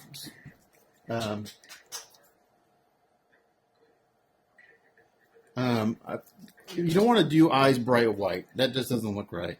So I'm going to mix something up here. I want an off-white. So this is Game Workshop's color. This is called Dead White. And I'm going to put just the tiniest little bit of like heavy brown in there. That makes this up a little better. I want an off-white.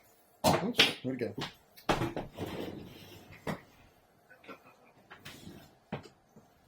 I need to buy myself one of those fancy paint mixers.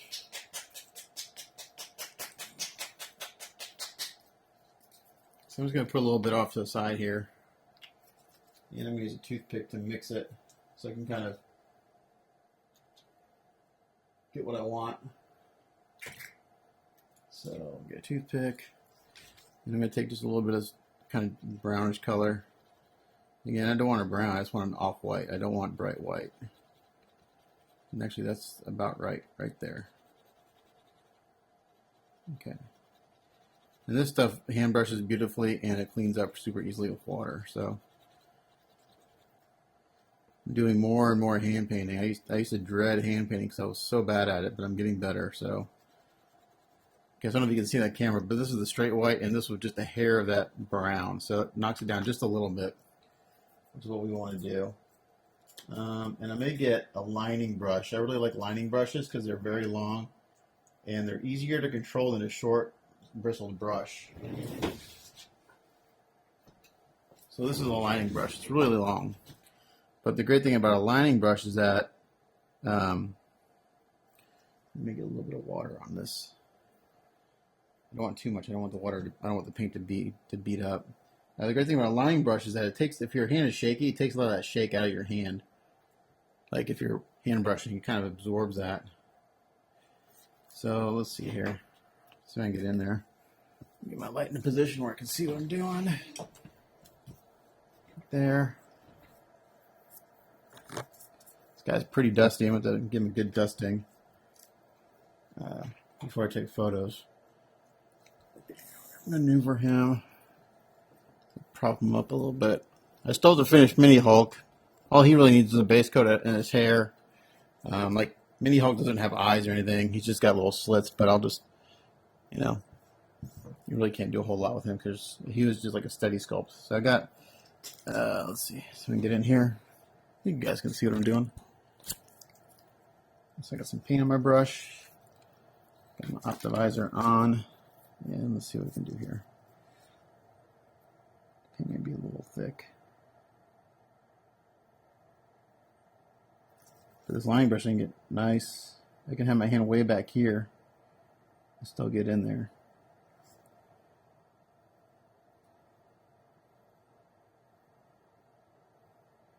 See, I just got a little bit of paint on the green. I had some Q-tips there.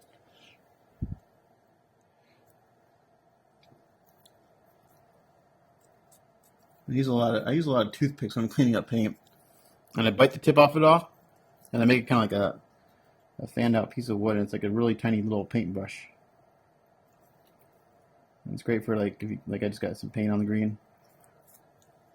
See, I almost already got paint on. I'll just wet the tip a little bit, and I can very carefully get that paint off. It comes right off. Little trick. Let me get my palette over here, somewhere where I can access it better. There we go. Put a little water with this. Clean it out a little bit. There we go. It'll flow better. It'll smooth out better too.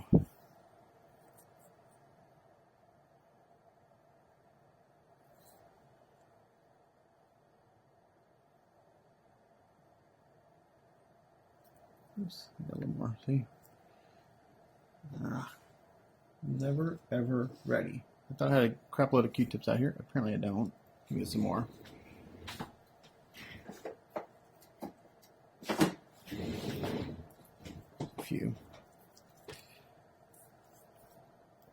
I just lick the Q-tip and got some water here too. See, that was the Garage Kits US colors. I would be scrambling to get that paint off because it likes to stick. It's really good stuff. It's too good sometimes. It's great if you don't mess up, but I mess up a lot.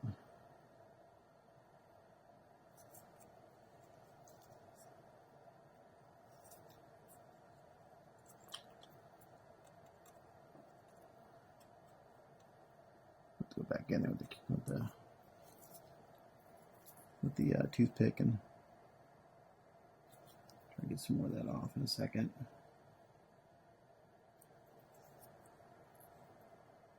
Too much paint on my brush.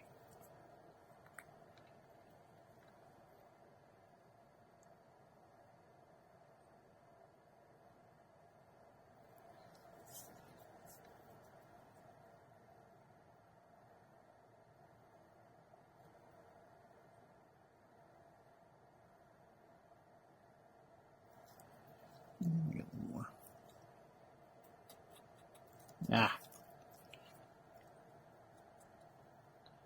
What I wish I had, and I'm out of them, are the little hobby Q-tips. They got a little tip on them. They're sharp. They're pointed Q-tips. You can get down in the crevice if you mess up. It's easy to get down in there and clean up. I need more water. It's not flowing out very good.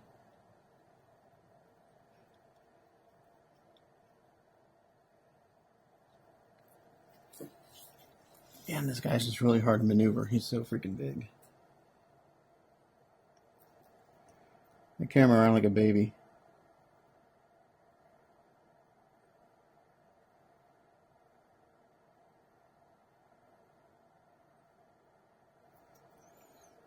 I'll just clean it all up when I'm done. I'm kind of making a mess.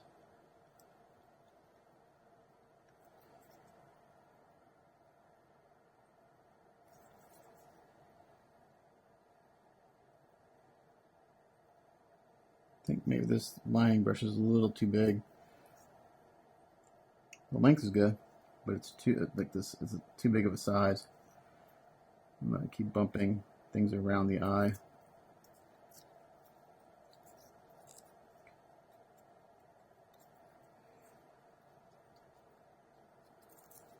Make a more mess. Yeah, I'm gonna see if I have a finer lining brush. I know I do over there somewhere. Give me 1 second, I'll be back. Smaller number. Okay, well, I don't. They're all dirty. I'm terrible about cleaning my brushes, I tell you what. That's why I buy cheap brushes, because a lot of times I'll forget to clean them and I'll go buy new ones. I buy cheap ones at Hobby Lobby.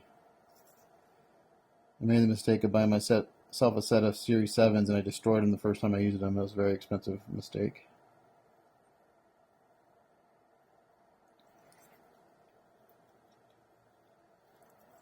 Turn this guy because I can't get the right angle.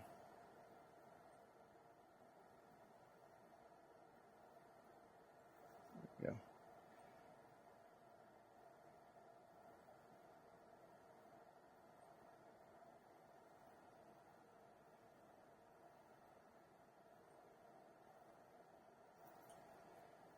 Zoomer.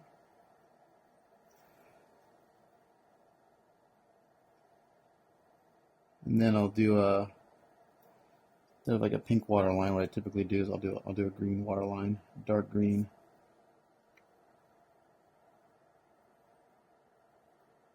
That goes on after the pupil and everything.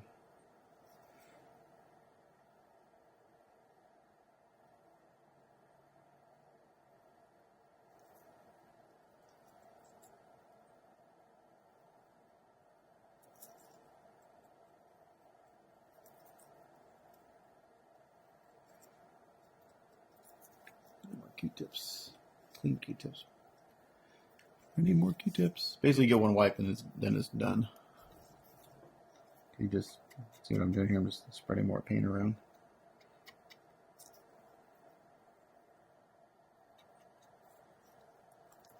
Like down here where I can't get a Q-tip is where this little toothpick comes into play.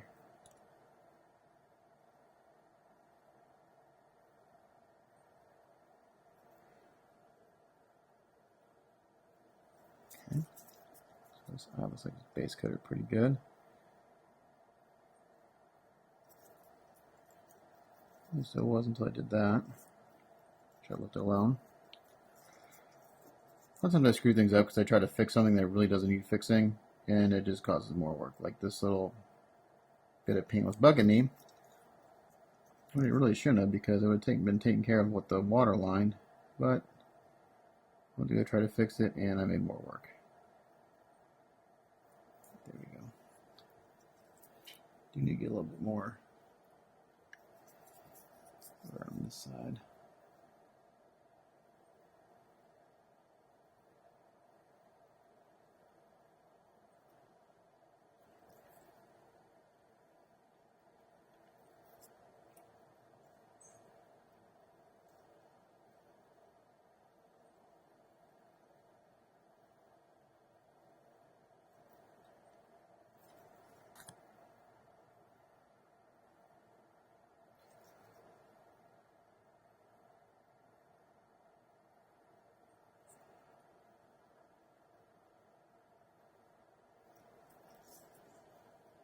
Call this one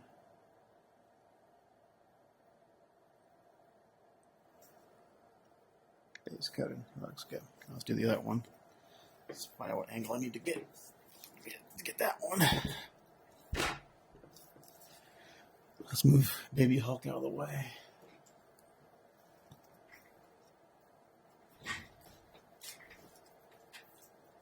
This will be a long video tonight, just because the things I've been doing take me a very long time to do. Well, everything takes me a long time to do, but particularly eyes and faces and everything else. Okay, I need to move the camera over here probably. Give me a second to get him where he needs to be, and then I'll worry about the camera. Okay, so like right. All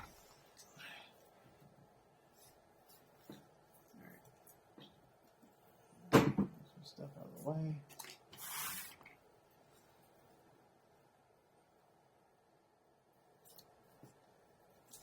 And the camera's totally pointing in a different direction, but that's okay. It doesn't matter. Okay, I think I need to do it this way. Yeah, okay, that's where I need to be.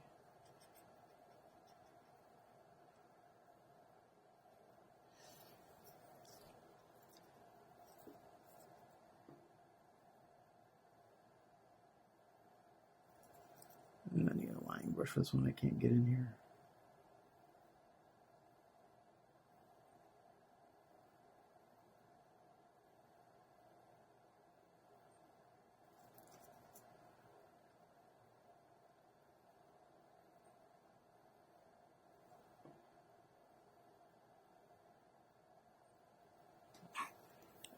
Sorry, I need a lining brush. His eyes are so deep set. I can't get the brush close enough without getting paint everywhere else. That's not wanting to come off, which is not good. Come on, you can do it.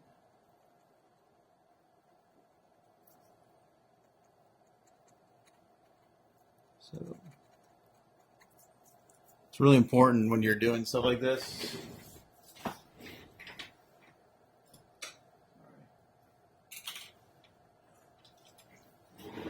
If you're not a painter, is to seal every single step really, really good, because you're going to be doing a lot of different techniques on top of other layers of paint. A lot of, like what I'm doing, scrubbing paint off because you screw up. So you got to make sure everything's sealed really, really good. I'm going to try to use this first line brush I had. Just not going to put as much paint on. So I can get my hand way back here, and I can get the bristles where I need to go. There we go. Maybe I should. The tripod doesn't open up big enough. I don't want to scratch them. Obviously, that would be bad. Let's see if I put it there. You can kind of see what I'm doing. Maybe, I don't know. I don't know if you guys can see with this camera. It's hard to see what I'm doing because it's such a, it's an action camera, but it's way better than what I used to use, which was my cell phone.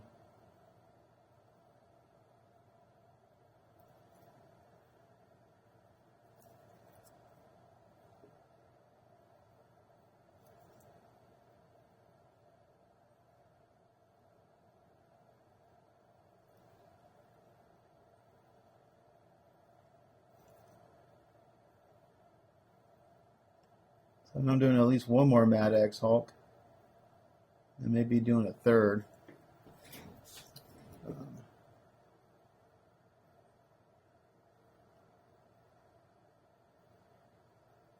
I mentioned that earlier.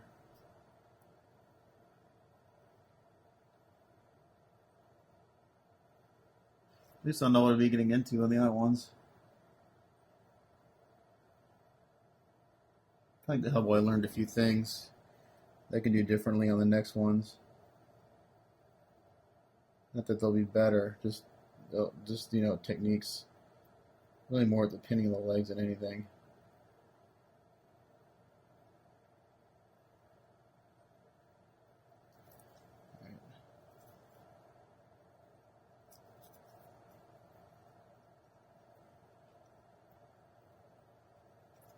Another little toothpick tool.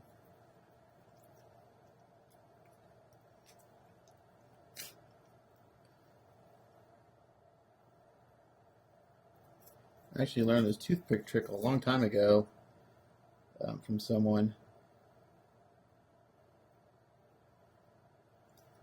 I forgot what it was. I had a model I was showing people, and there was something on the surface, and he's like, crap, I just got a bunch of paint out of that. So you just take a toothpick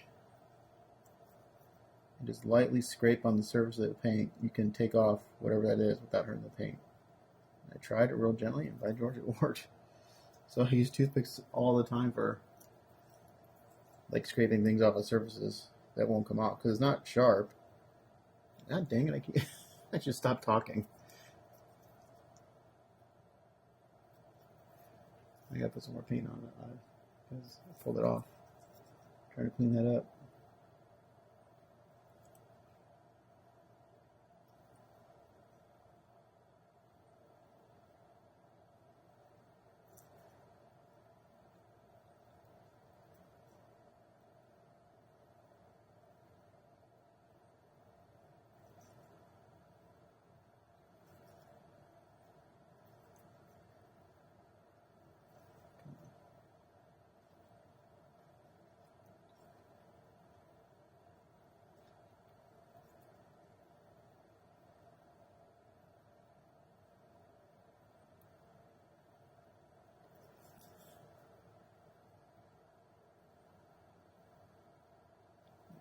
I'm going to hit this with a hairdryer, and I can just probably scrape that paint off because it's acrylic. It's on top of a lacquer.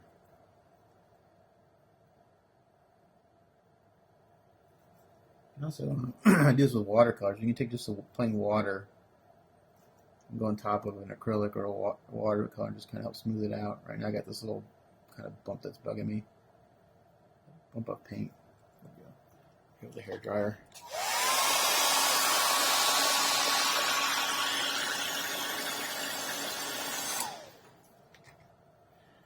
Actually, maybe I'll take a little toothpick tool and get off this paint that's on the surface.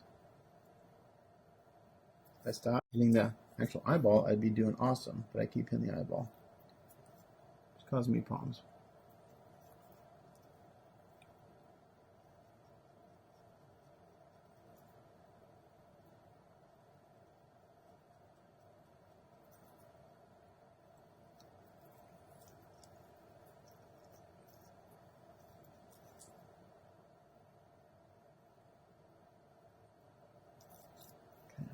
Now, actually, needs a little. This side needs a little more white. Kind of see through a little bit. Particular. Right there.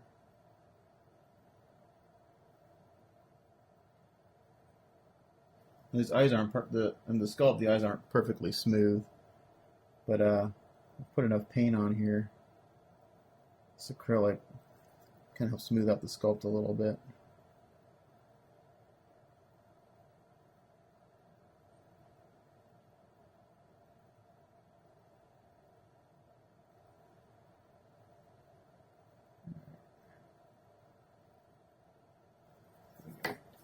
That's going to do it for that. So I'm going to hit this with a hair dryer, and then I'm going to go seal these with some dull coat, and then I'll put the decals on.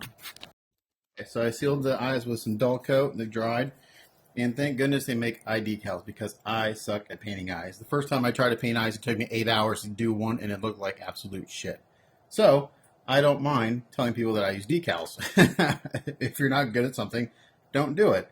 So, and a lot of times what I'll do is I'll use a decal, and if it's not the right color, I'll just paint over the decal. So I'll use it as a stencil. Luckily, I've got some green eyes right here. So, and these are quarter scale. So I'm going to take these guys, and we're going to use them in here. So these are from Archer, and they're pretty good, but they're extremely fragile. They're really easy to mess up and tear.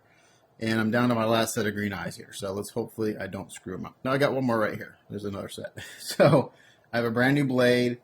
I'm just going to take this paper plate that I was painting on and fold it to cut them with.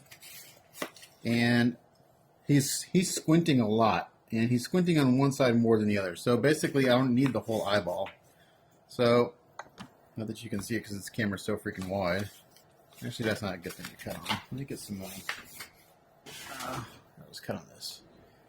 So I'm going to cut these two eyes out. And these are actually kind of blue-green, but I'm going to use the green side because it's Hulk. So I cut them out. This. And if you don't know about decals, they have something that they're called what do I want to say? Some that are cut and not cut, meaning that right now the decal film is over that entire sheet of paper. If it's pre-cut decals, there's only decal film over the actual picture. So these are not pre-cut, meaning that I need to cut as close to the eye as I can as possible. So I'm just going to cut these out just right to the edge.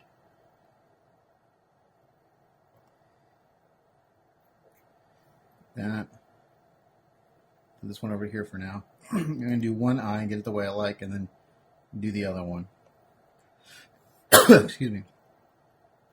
Cut this right to the edge.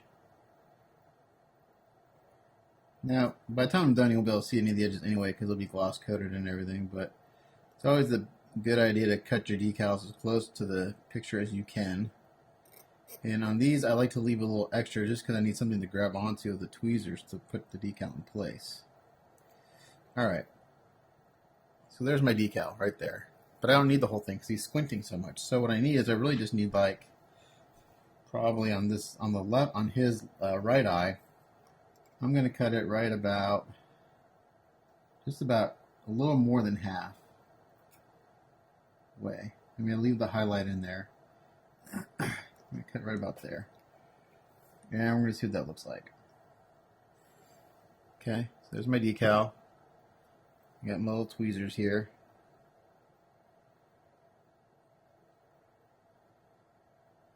Like that. And we're going to put this in some water. And with this being as thin as it is, you don't need to put it in the water very long. It'll separate from the paper pretty quick. Okay, so we're just going to let this sit for a second.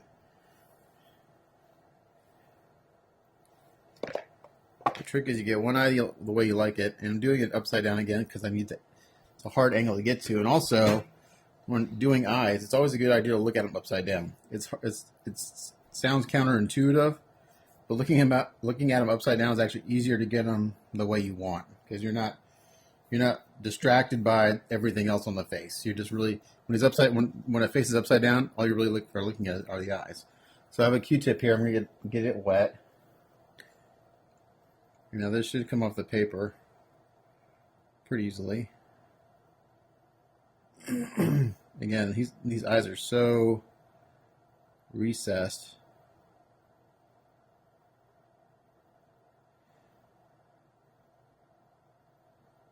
Kind of like a surgeon trying to get some.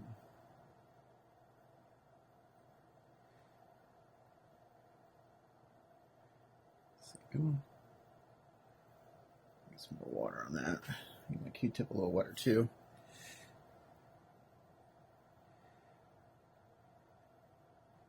Basically, I flood the eye with water.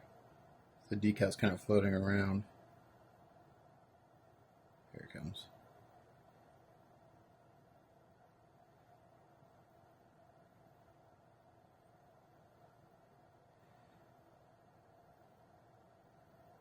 And it's off. Okay, so now I need to use my Q-tip here to kind of get it where I want. And I'll probably paint over these. They're a little too bright. I need a darker green, but it'll give me a good stencil to paint over. And I probably want his iris a little bit bigger too. So I need a little more water. I'm going to get this eye over a little more. I'm going to fill up pretty much the entire. There we go. Right there. So there's one eye in place. Don't know if you can see it or not, but there it is. So, and actually I cut it just about perfect. I'm going to bring it up a little bit higher.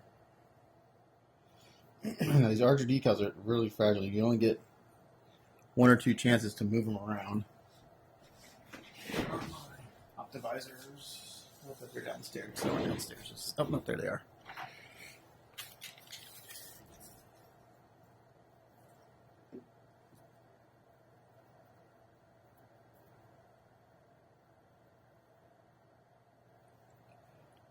Let's try this again.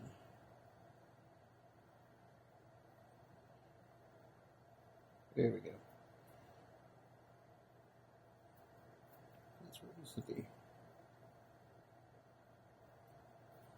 Right there. And I'm just taking the drying the Q-tip and I just dab it, and it sucks up the water and kind of gets it in place. Okay. And leave this much. All right. So when that decal's in place, and we'll paint over it in a second after I seal it again. This other eye, he's squinting even more. So I'll cut more of the decal off. I need less of it. So I cut. Okay.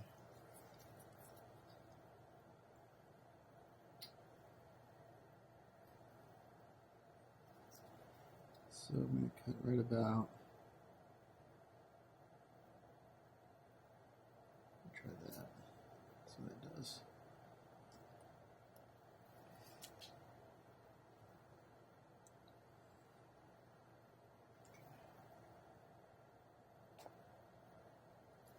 Same thing. Put this in the water. Get my wet Q-tip.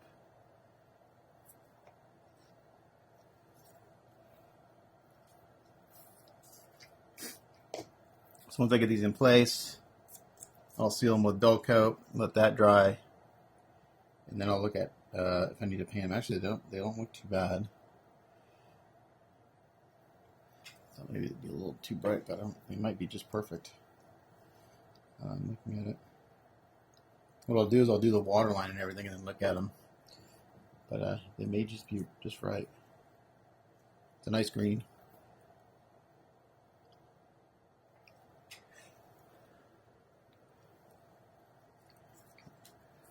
some on this side of them. Moving over. And this side's even harder to get into. I should have cut more of that.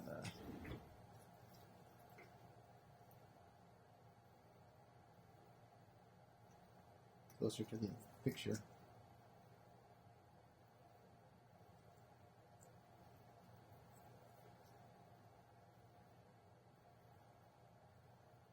Sometimes I'm lucky and I can score.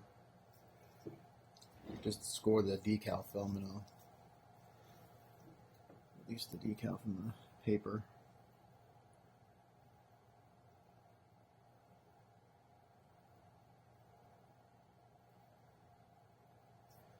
Okay, so now it's on my Q-tip. That's not where it needs to be. It needs to be on the eye. Sometimes it does that. Come on.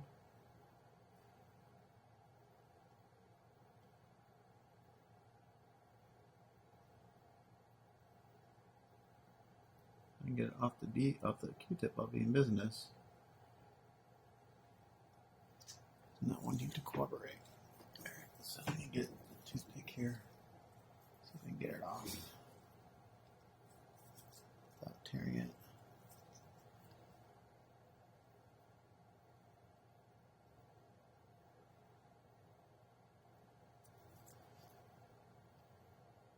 Come on.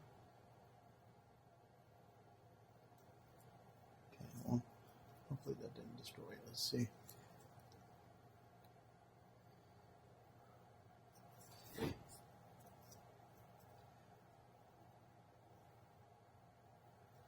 I need to use a toothpick. Every time you try to use a Q-tip, it just picks it right up.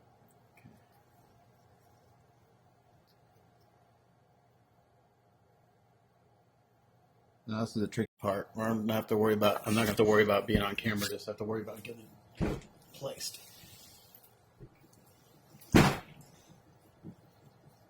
So I'll put it over here and you guys can watch while I mess with this.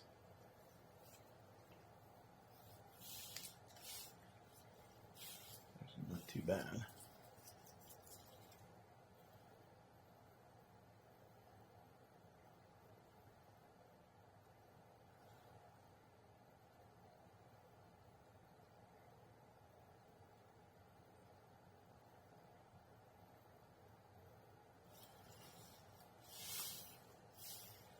I think I may have gotten it.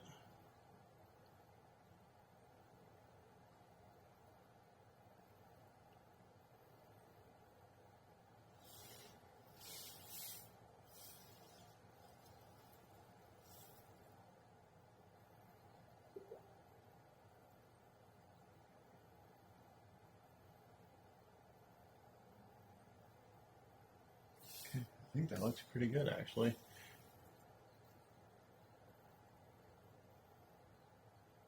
Dry Q-tip.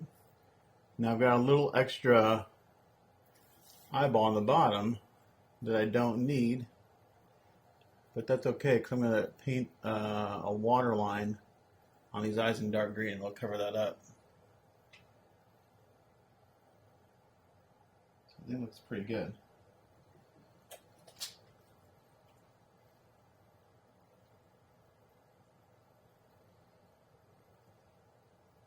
So I'm going to pause, seal these, and come back.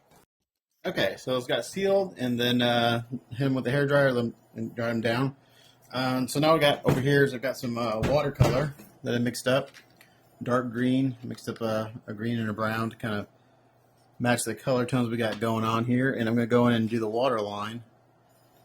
That's the line that goes between the eye and the eyelids, in the corner of the eyes, the tear duct. And it just gives a lot of shape and definition to the eye. So that's what we're going to do now. And use the watercolor again because they're easy to clean up. Mix up a little bit of water. Lining brush.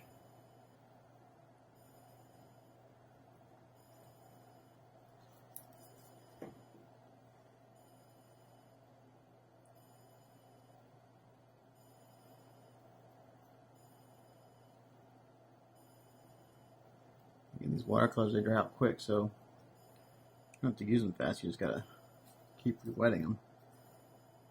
Again, this line brush may be too big. Let's see what I got. I need a lining brush. I need to get way down in there. Yeah, I can't get in there with this. I just wet the tip of it. Just the tip. That's what she said. Yeah. Okay. So I'm not sure if you guys can see what I'm doing, but basically I'm drawing a line.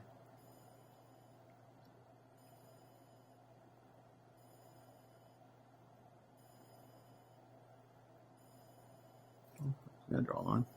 The bottom of the eye. Between the white and the eyelid.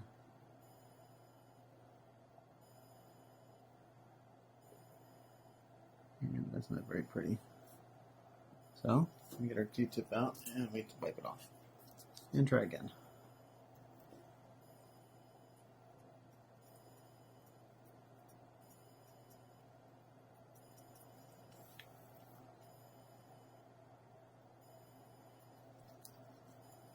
Again, the angle to get to this guy is hard.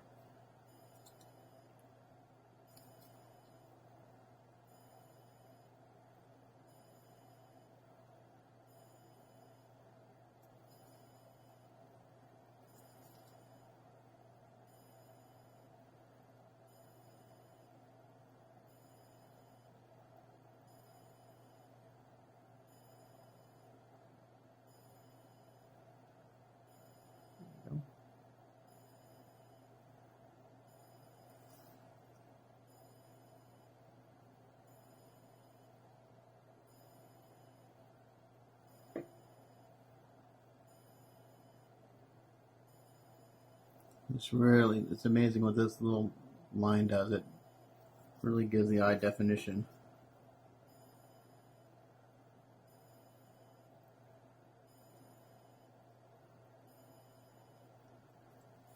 Makes it really stand out from the face. It's pretty crazy. Alright, so the bottom is done on that one. I just got to do the top.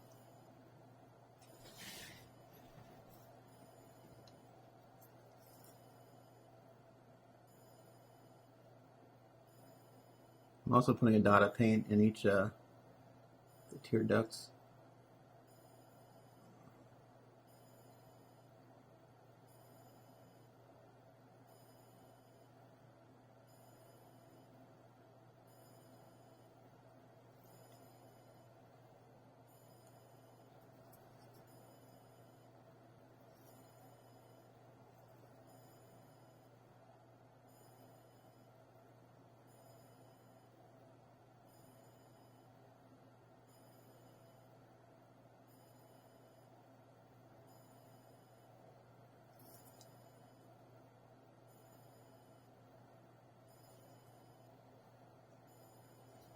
Sorry I'm not talking or anything, but I just gotta concentrate when I do stuff like this.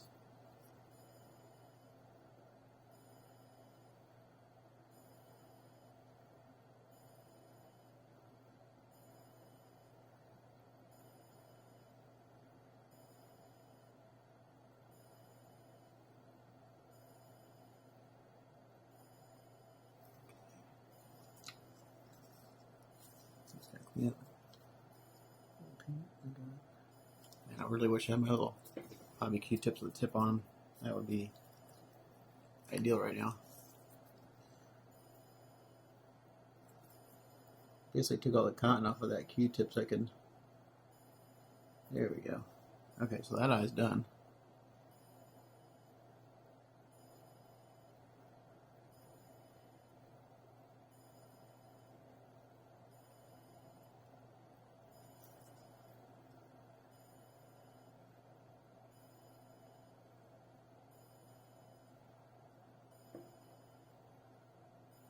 Kind of like put on eyeliner for the most part.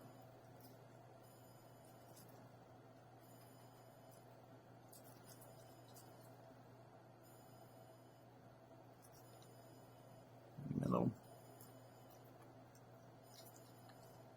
toothpick tool I make.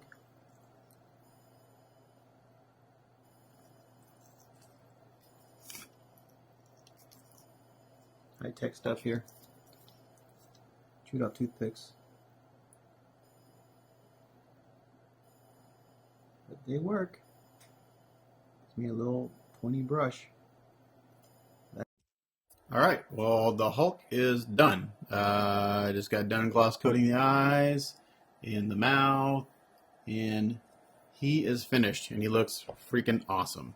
So tomorrow, this is a very long work in progress video. Again, a lot of me doing slow stuff, but if you watch it, hopefully you learn something. And he looks amazing. I'm really happy with this, and Sony seems happy. He hasn't seen the eyes yet. He was probably falling asleep before I got those done. But the next step is the base, and I'm turning this mess into cracked concrete somehow. So I'll tackle that tomorrow. So thanks for following along again, and stay tuned for the next work in progress. See you guys next time. Bye.